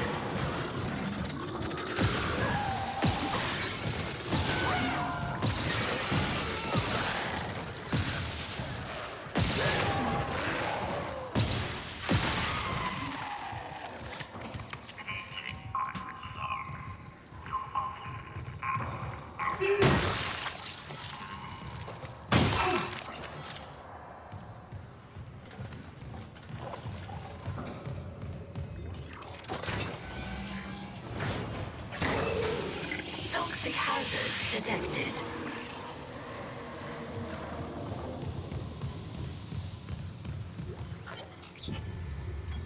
I couldn't do it. I'm so scared of blood. I was going to be left behind. The doctor understood. He fixed everything. He said there was a gas that could help me. He made sure all the pipes were connected. He said, now all we have to do is breathe, and the holy creatures will come for us too. Nice deep breaths, in through the nose, out through the mouth.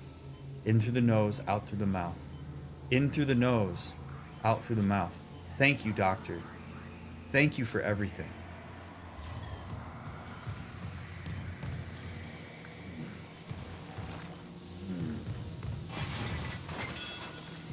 It's the messed up thing of the whole deal. It's so messed up because some of these people actually thought they were in good hands. I just like it's so horrible. I mean, I guess maybe going out with the gas is better than getting torn to shreds by a necromorph, but who knows? Oh my lord.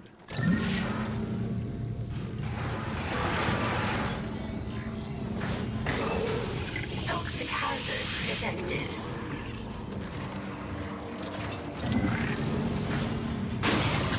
Toxic hazard cleared.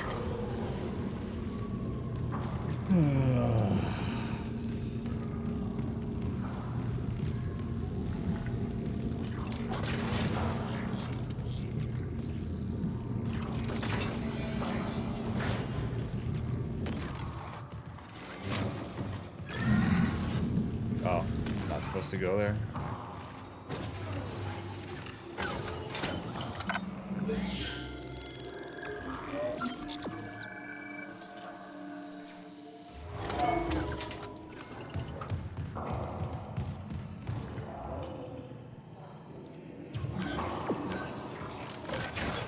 Alright, can I get into Mercer's quarters now? That is the question. Hi guys. Hey, Super Shoulder, what's up, buddy?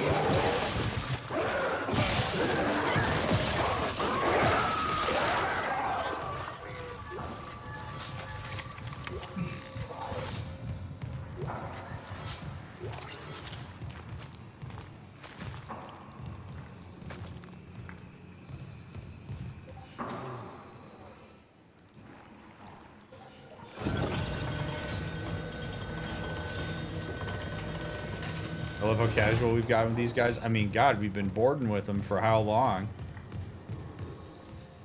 And at this point...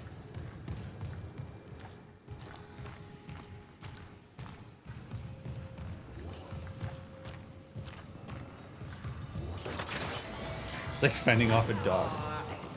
Hey, big boy. Bye-bye.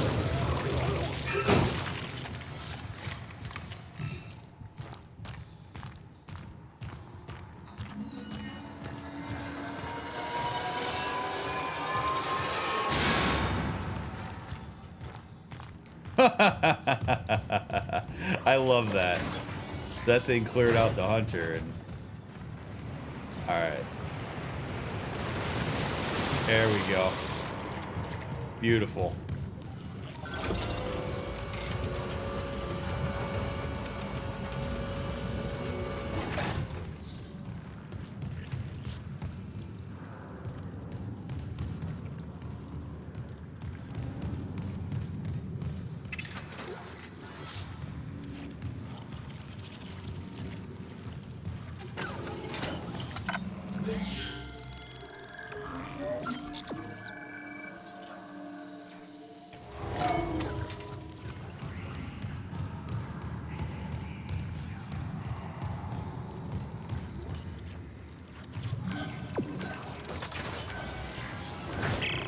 What's happening? Find the shuttle. You need to install the singularity core. Isaac! Isaac, can you hear me?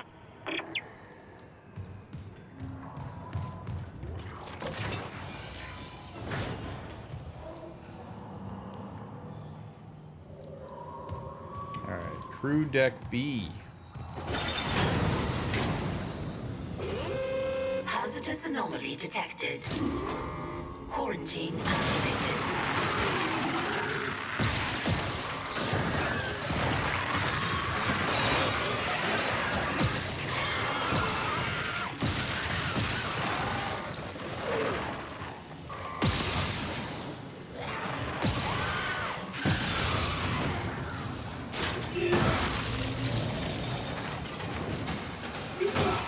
Quarantine lifted.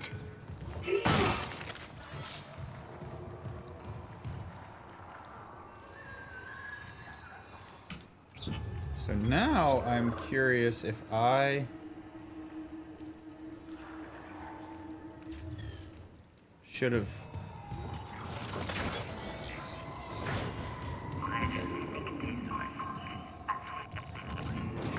wonder if all of these areas converge on the same spot.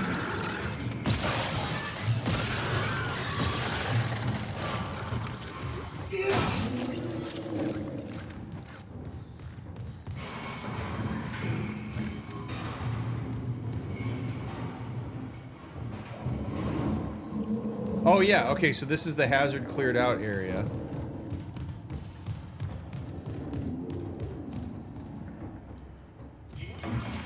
The Deluxe bathrooms. Deluxe. Oh. Damn.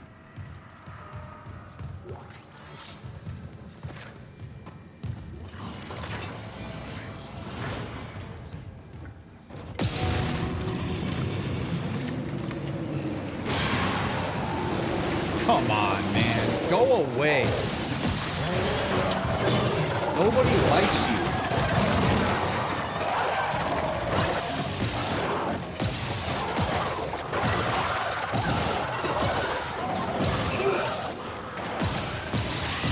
And then we get a little baby to boot.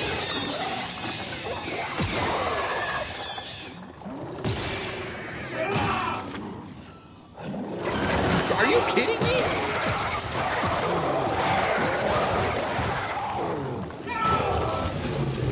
Oh, crap.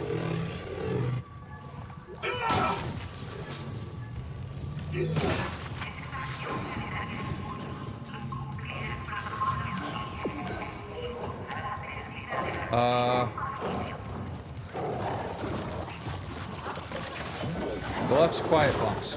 Oh.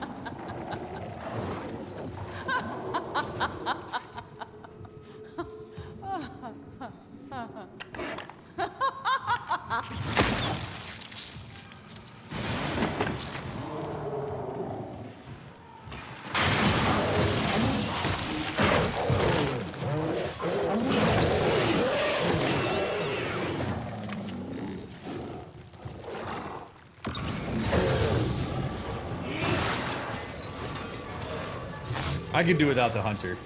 I could definitely do without the hunter. Like, the fact that he's unkillable is quite annoying. Alright, buddy boy. Goodbye.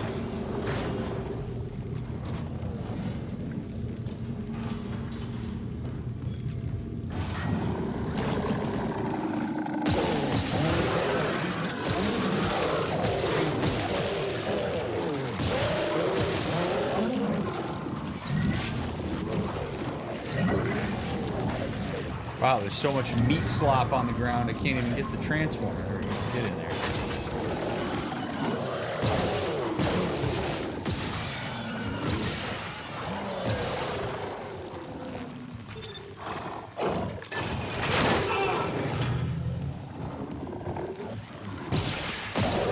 You are such a dick.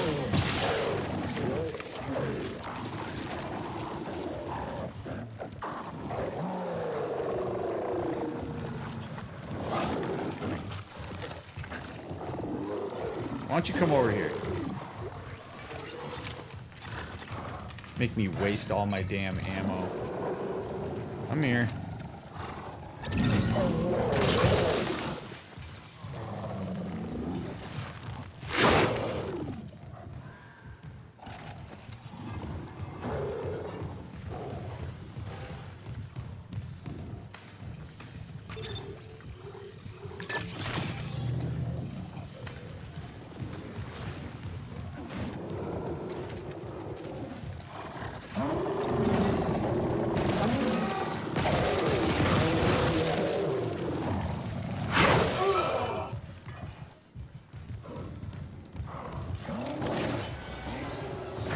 Oh. Sure.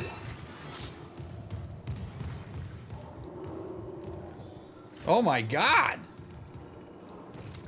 What an awful place. Okay.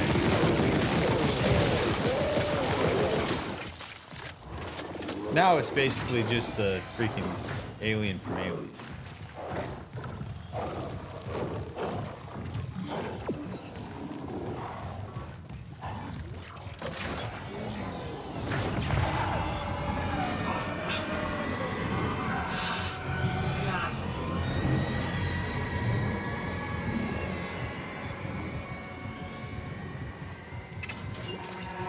Isaac. Sorry, late shift. How are you? My mother, she's, Octavia? How's she doing? She's dead. She's dead, Nicole. Yeah. They both are. She killed my dad, then herself. Yeah. The church. They took the bodies before I could. Oh my God.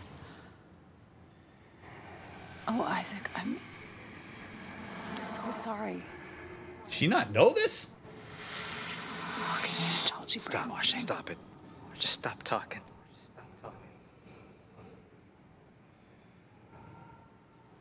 You said she was herself again. You said she would be better at home. I trusted you. God. You might as well have killed him yourself. She was better. You told me to leave for the Ishimura. You pushed me to... You know what? Go to hell, Isaac. Nicole. Nicole! It's not her. It's not her. Oh, God. No. Not her, too.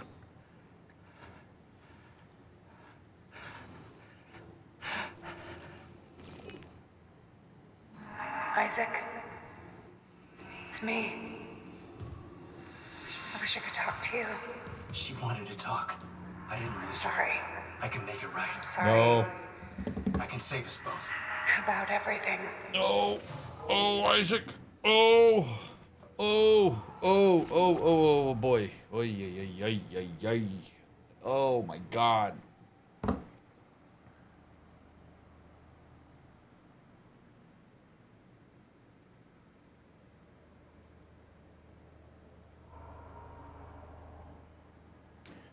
Oh, okay. So, what a trip.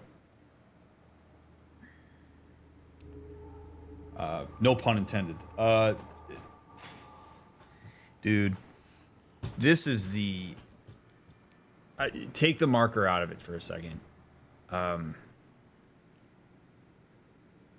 These are the types of things that people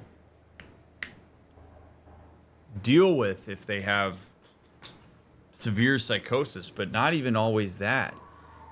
I mean, you could have a trauma flashback that takes you back to something like this. You can have, there's any number of things that can contribute to a person like hallucinating this type of thing. And the scary thing about it is that, like, you don't necessarily know that it's not real because of the emotional attachment that comes along with it. Like, Isaac's in a position right now where he's seeing depictions of his wife, and there's a part of him that's so desperate so desperately holding on to the hope that she's alive that it grabs that. He sees her, he hears her voice, he gets to interact with her to some extent, and he holds out hope that she's alive. And it takes the front of your brain offline to an extent that you don't really pay attention to your general logistical processing here. Or you get so scrambled that you don't know what's real, and things that are represented to you maybe in reality versus in delusion, it's impossible to decipher what's real and what's not.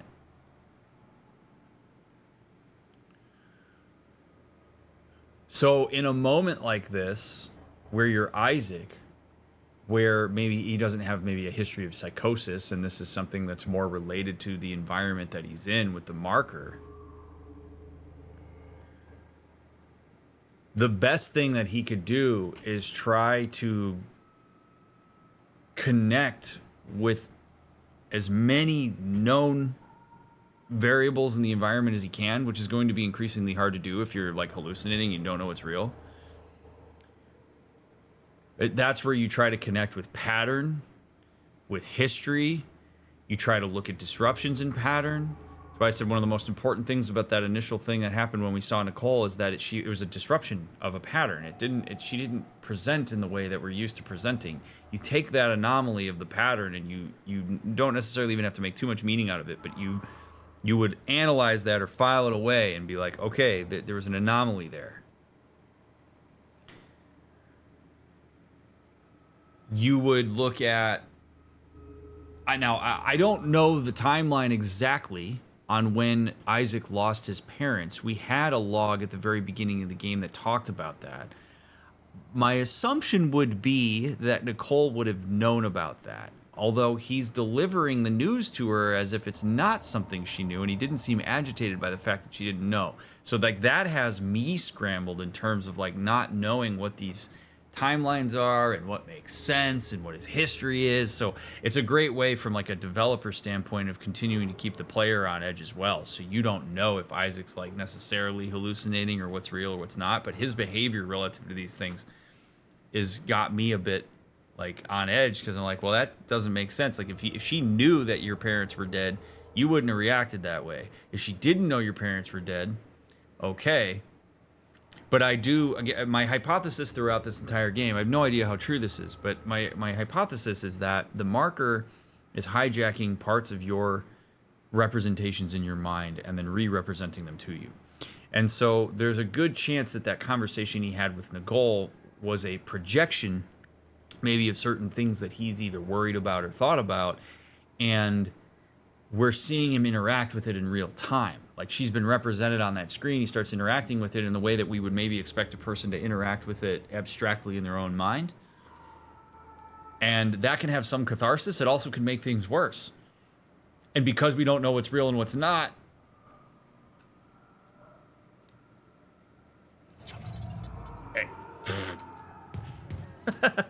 you're at a point now where you're questioning everything, and that's scary. Because you don't want to question nothing, you don't want to question everything. You want some degree of certainty in your environment, and Isaac just doesn't have it. And I trust my gun, I guess. I trust my survival instinct. But holy shit. Here we are. Mercer's quarters.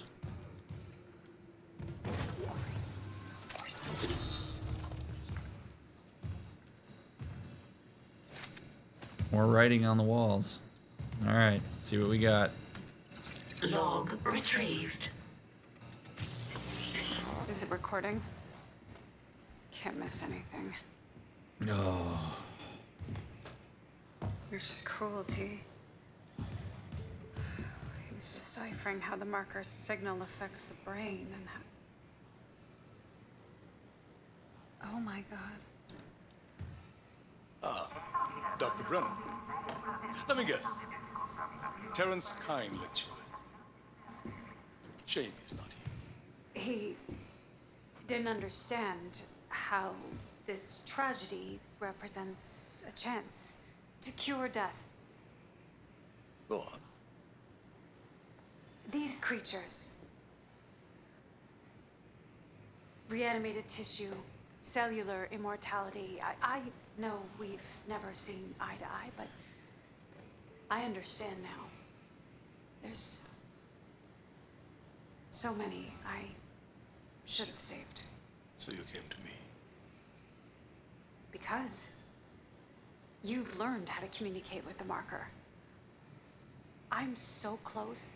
I thought it must have the secrets that I need.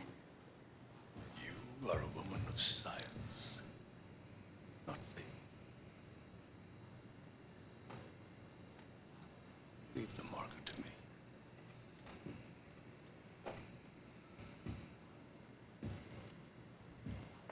These are your autopsy notes. Very thorough. You'll need them peer-reviewed, of course. And poor Terrence isn't here to help you. Yes. There's only one man I trust now.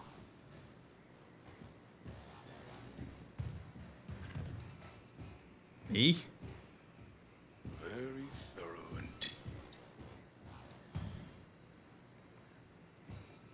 And useful for Mr. Harris's next surgery. No related rig activity has been logged.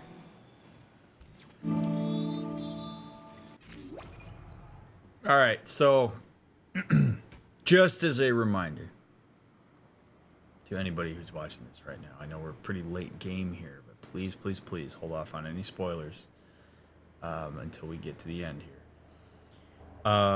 So here's my read on this. I actually had a moment there where I understand him. We finally found the piece that I think makes Mercer somebody you can empathize with. You don't have to agree with his methods, but there is a piece there. So, as a doctor, I think one of the reasons anybody becomes a doctor is because you believe in the power of like healing. Like if there's certain things you can do to a person's body, you can help them get to a point where they can continue to live and survive. Well, I guess, the ultimate version of that, I suppose, would be that you have available to you the ability to regenerate tissue to help people maybe not live forever, but extend their longevity.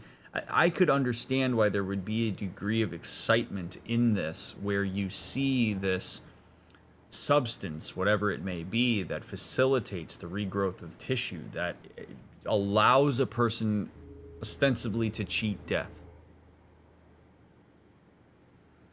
So if you see that and you go, oh my gosh, look at that. I mean, how amazing. And it sounds like Mercer, based on some context clues and how he interacted with us back in that giant room with the elevator that we took up, he's had some significant loss in his life. So if he has a personal and emotional connection to the idea that you could raise the dead, and he gets this idea that maybe one of his loved ones, if he does enough testing on people he doesn't care about, he could bring somebody he does care about back, or he could bring future patients back. Totally makes sense why that would hook him in. Totally makes sense. Now, he had me at that part, but where he lost me is when he took the clipboard from Nicole and said, you do the science and leave the marker to me. That tells me that there is some degree of either personal agenda or indoctrination by the marker that is leading him to splinter himself off and try to move towards some kind of agenda that doesn't actually fall in line with what that initial curiosity would have been. Where maybe he first saw it as a chance to medically intervene in a more meaningful and progressive way, but then it turned into this idea that the church has pushed, and maybe that he easily buys into, of reunification and convergence, where now it's not just about reanimating a corpse, it's about all of us ascending to a higher plane where we all meet each other at whatever this convergence is. And if all of us turning into these necromorphs and blah, blah, blah, blah, blah is part of the way that we get there, and all of this gobbledygook has to take control of our dead bodies and yada, yada, maybe that's the way we get there. And there's a chance maybe that he's holding out his own life and not ascending himself, so that maybe he can get more information and data about what that convergence will look like and what the possibility is of him actually meeting whoever it is he wants to meet. I mean, it could be any number of things. That's just one idea. But there's something in there that personal agenda overrode whatever collaborative piece could happen between him and Nicole that may have helped them achieve the actual greater good. Like maybe you have Kine and Mercer and Nicole and other people on the task of actually trying to legitimately understand the way this stuff works, so that you could use it for a way that would unify humanity through joint survival, where people aren't as afraid to be injured because if you blow off your arm in an OSHA non-oversun related accident, you could regrow the arm. Maybe people are less afraid of taking risks because if you get injured, there's this thing available to you that helps you ease the pain and bring back whatever kind. I mean, there's all sorts of cool utility that could have been brought from that maybe actually ascends humans to a more abstract higher plane in the reality and existence we have now.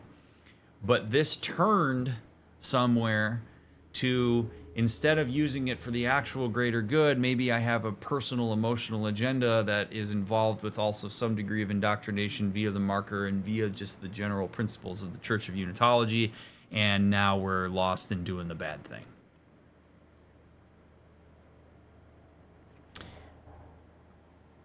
Something that I have talked about in every playthrough that I've ever done, and this is the moment for me to make this point because I truly believe it is one of the most fundamentally important things to understand, is that every person makes decisions behaviorally that make sense to them. Doesn't mean it makes sense to everybody else. Doesn't mean it makes sense to the objective sense of whatever right or wrong is. But people operate in ways that, whether in the immediate moment or in some kind of meta, it makes sense to them. And one of the best ways that you can understand a person, particularly if it's a person that does things you don't understand, is to try to find the reasons that they do the things that they do. And this was our window into perhaps how Mercer got reeled in and what got him excited about this in the first place. So we don't have to agree with the things he's done. We don't agree with the experiments. They seem horrific. But if you want to understand a person and why they would do what they do, you have to make the effort to understand what drives that decision making. And that involves a willingness to suspend your own reality and your own values to try to get in there and understand what drives that other person. And that's a very difficult thing to do. There's varying degrees of skill involved with that.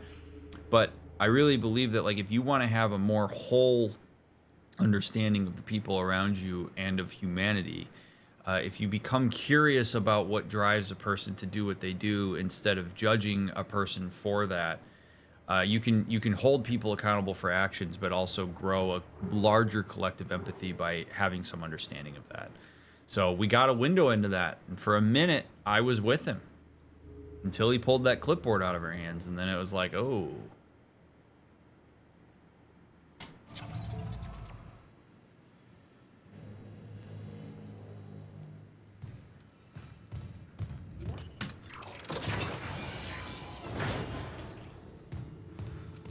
Good stuff, man. I love the way that all of this has been handled and represented in the game. I think it's really fantastic. So much depth. God damn it. Forgot about your dumb ass while I'm doing all this.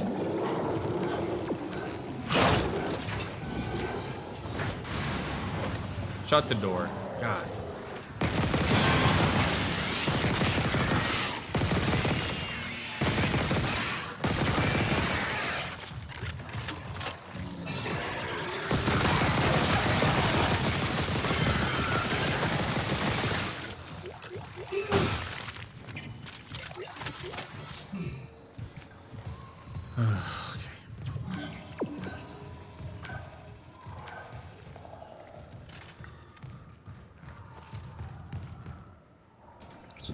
Any of these rooms I have not walked into. Oh, this one.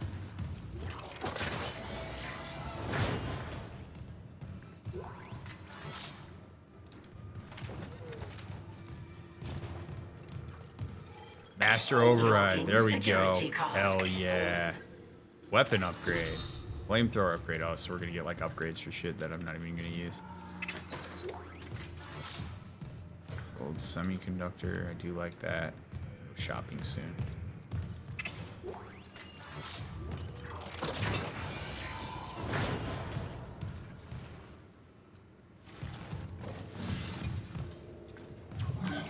Oh.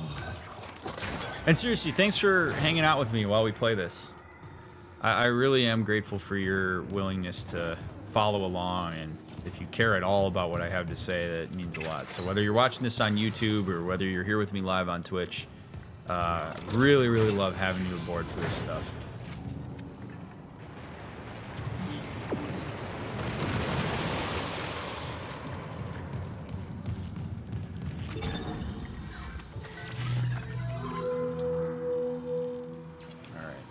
Alright. Let's sell all this shit off.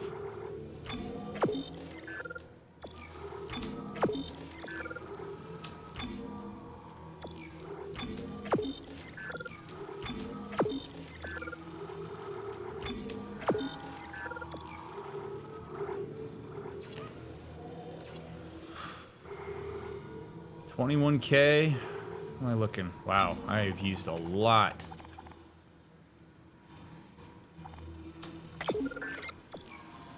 Got 3 nodes.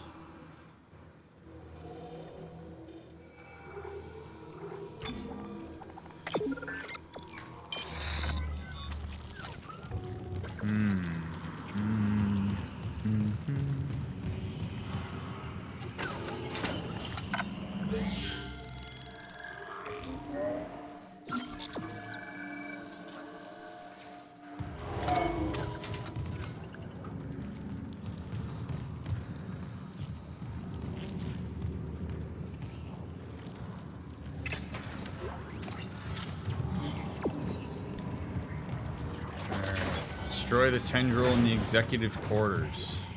Can do.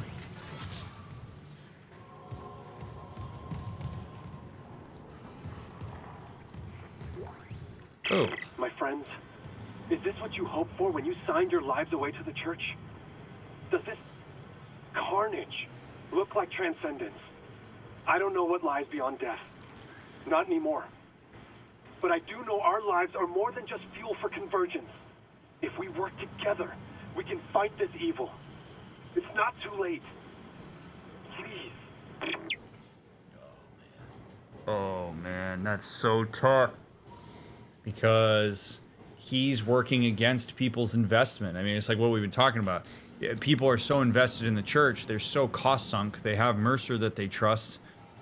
All of a sudden, Kind shifts gears. If Mercer gets ahead of that and says, no, he's a heretic, don't listen to him, he's the Antichrist or whatever, I mean, people are then up against their lost resources and their time that they've sunk into it. And people may even, part of them may even want to believe Kind, but just don't bring themselves to do it because they've been given so many narratives of how to combat it. It's a, man, what a helpless feeling. Whoa, okay, wait a second.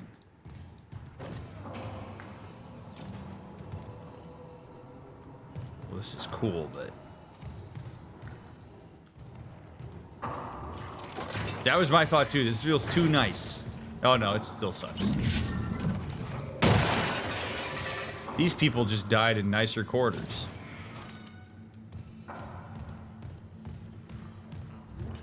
Okay, captain's quarters. What do we got here? Text log.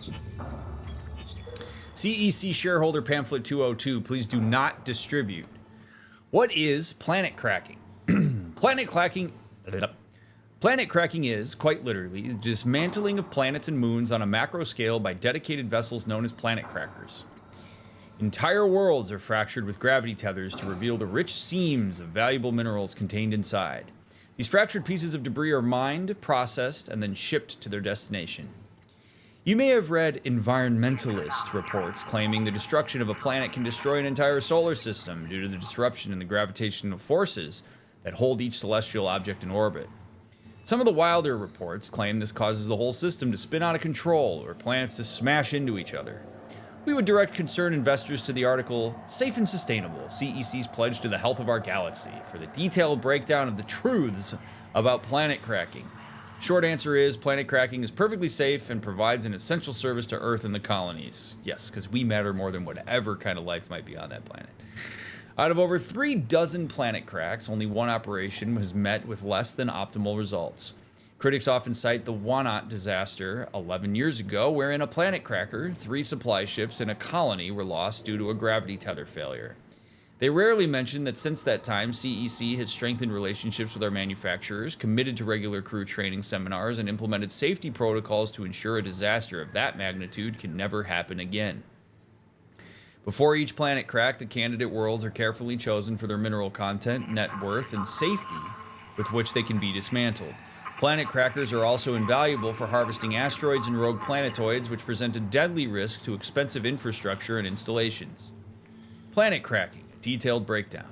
Planet cracking is a lengthy process typically spanning from 3 to 5 years. Generally, the first year is spent prospecting and setting up the planet-side colony. To minimize losses, these colonies are intentionally a light outlay in terms of infrastructure. The next 18 months involve tectonic excavation, gravity tether maintenance, and related planet-side activities. The planet cracker arrives between 2.5 and 3 year mark, depending on the progress of the excavation. Once the ship is in orbit, preparation for tectonic chunk extraction begins. This takes approximately 1 week. The removal of an excavated chunk from the planet into stabilized geosynchronous orbit usually takes about 1 day, 24 standard hours. During this process, billions of tons of debris break off from the underside of the chunk, creating an instant asteroid ring around the planet. While the floating debris is extremely dangerous, planet cracker ships have an excellent asteroid defense system, ADS, to keep the ship and crew safe from harm. For more information on our proprietary ADS technology, see accompanying literature. This process is repeated until the entire planetary body has been broken up and processed. Smaller bodies, such as asteroids, are drawn into the mining bays and processed directly, using direct processing beams to reduce waste. As you can see, the profit margins of planet cracking vastly outweigh solely planet-side operations, which may not be profitable for decades or more, and represent massive outlays in terms of personnel, infrastructure, equipment, and insurance costs. About us. CEC, Concordance Extraction Corporation, is the largest solar mining and extraction company in the Earth colonies, and the 5th largest interstellar company in terms of market capital. Since our founding, we've become a powerhouse of industrial might and a major cross-system employer. With a generous budget allocated to election spending, CEC has always been able to maintain a strong market position and secure political support thanks to our dedicated lobbying bureau. Cool, you buy everybody off. CEC owns over 400 deep space vehicles, including 5 planet crackers, with the famous USG Ishimura as our flagship. CEC pioneered the scan and catch technique, which is now a staple of asteroid mining, and was the first to implement shock point drives for commercial use. We are the largest supplier of precious metals to commercial interests across inhabited space. We take your financial security and the well-being of our employees seriously, and in that order. When you invest in CEC, you are investing in a future we can all believe in. CEC, powering humanity into the future. I'm actually surprised that that text log is not something that we saw earlier in the game. But, oh well, that's cool. I like the detail.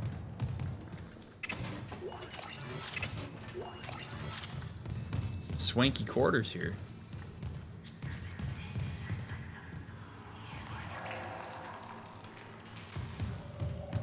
Hey, we got a master override switch. Oh no, we don't. It's executive quarters. Okay. Captain B. Matthias. Okay. Wow, some fancy digs in compared to the quarters that we've been running through.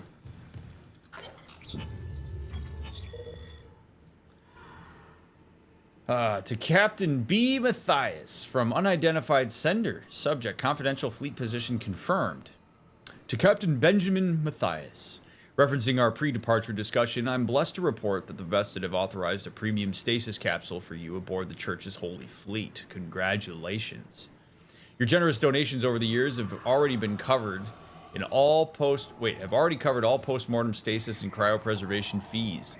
While I cannot guarantee which arc will safeguard your physical body, all fleet vessels are designed for centuries of deep space operation and equipped with state-of-the-art defense technology, ensuring that convergence will proceed without interference when the holy hour approaches. Oh, God. I must reiterate that this berth is conditional upon the successful completion of your pilgrimage. Once the marker is safely delivered into church hands and all electronic records have been appropriately amended, I will be pleased to finalize your resting place amongst the church's most blessed, including Altman himself. Praise be the marker and its prophets, Phoebe Tremaine, sanctified messenger, fleet selection, and security, Church of Unitology. All correspondence to and from this individual is monitored. Disclosure of any information in this message to heretical parties is strictly forbidden and punishable by seizure of property and/or excommunication. Oh, woof.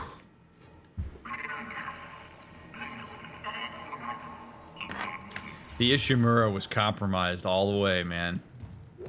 All the way. The poor people on board, man. Holy cow.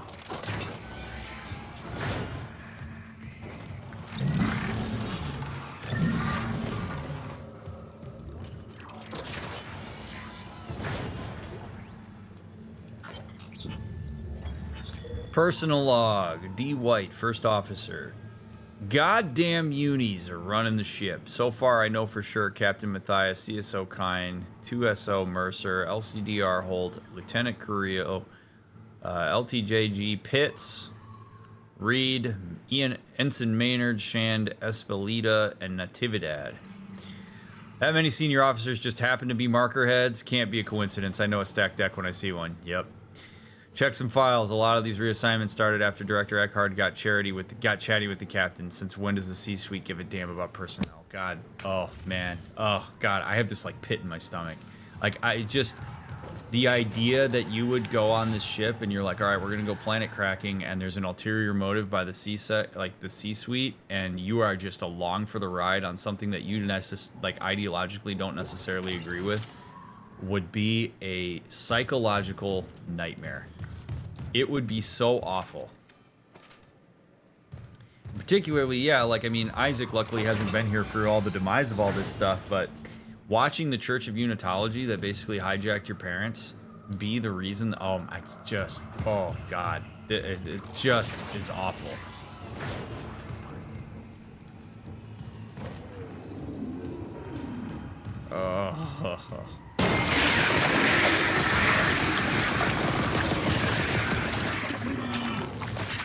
I figured something like that was coming.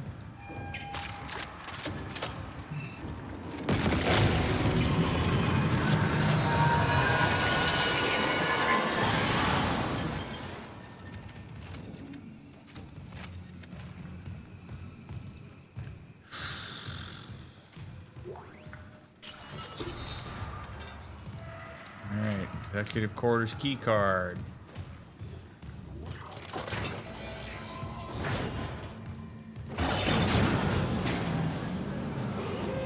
Hazardous anomaly detected. Quarantine activated. Yay.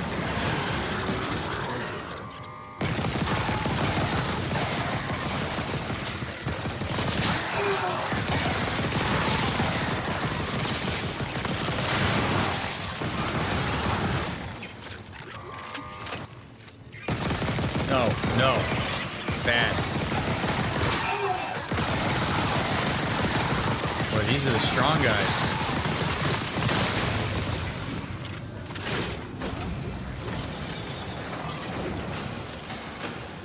Quarantine lifted.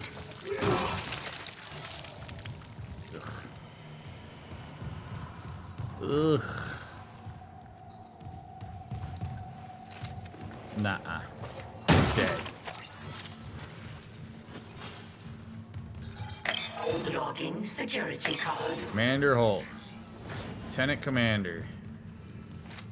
That must be him.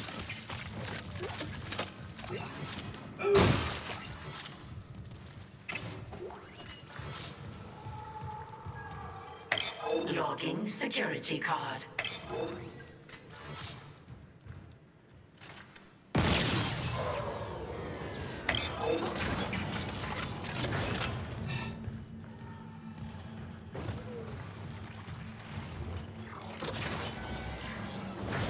Second Officer J. Sheik.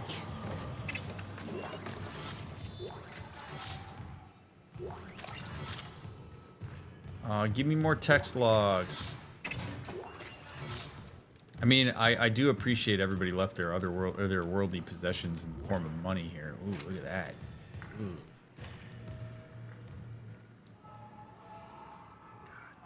World building, just so good, so good. Ishimura is a outstanding environment.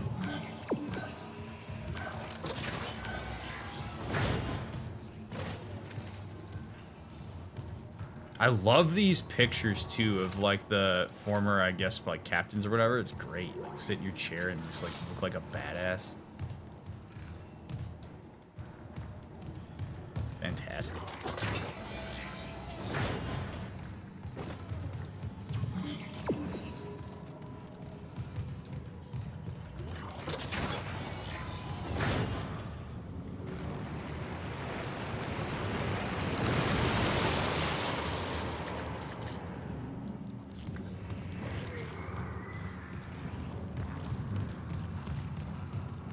Oh, baby. All right, so what, are we gonna pop downstairs and launch this shuttle or what?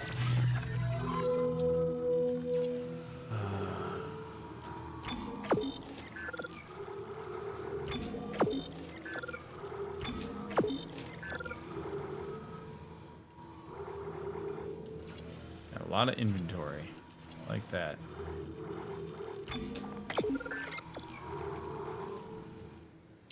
Look at that. Good shit. All right, so what we got?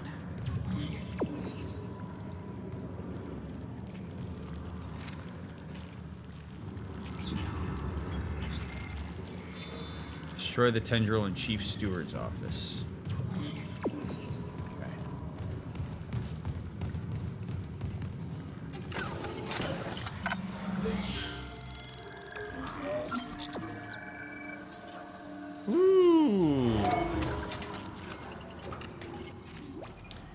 Well, we'll take out that tendril and launch that shuttle in part 8. Thank you very much, my friends, for taking the time to watch this video.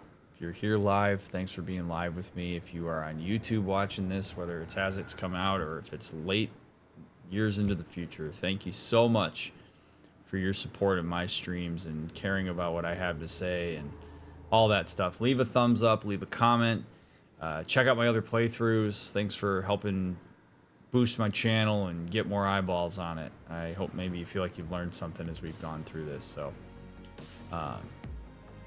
really grateful to have you all as part of the community in whatever way you engage with it. If you happen to be somebody who financially supports the stream in some way, thank you for doing that as well. I appreciate it. If you're binging, I'll see you in the next episode. If you're waiting for the next one to come out, we'll get it out as soon as we can. I appreciate you. You matter. I'll see you in the next one.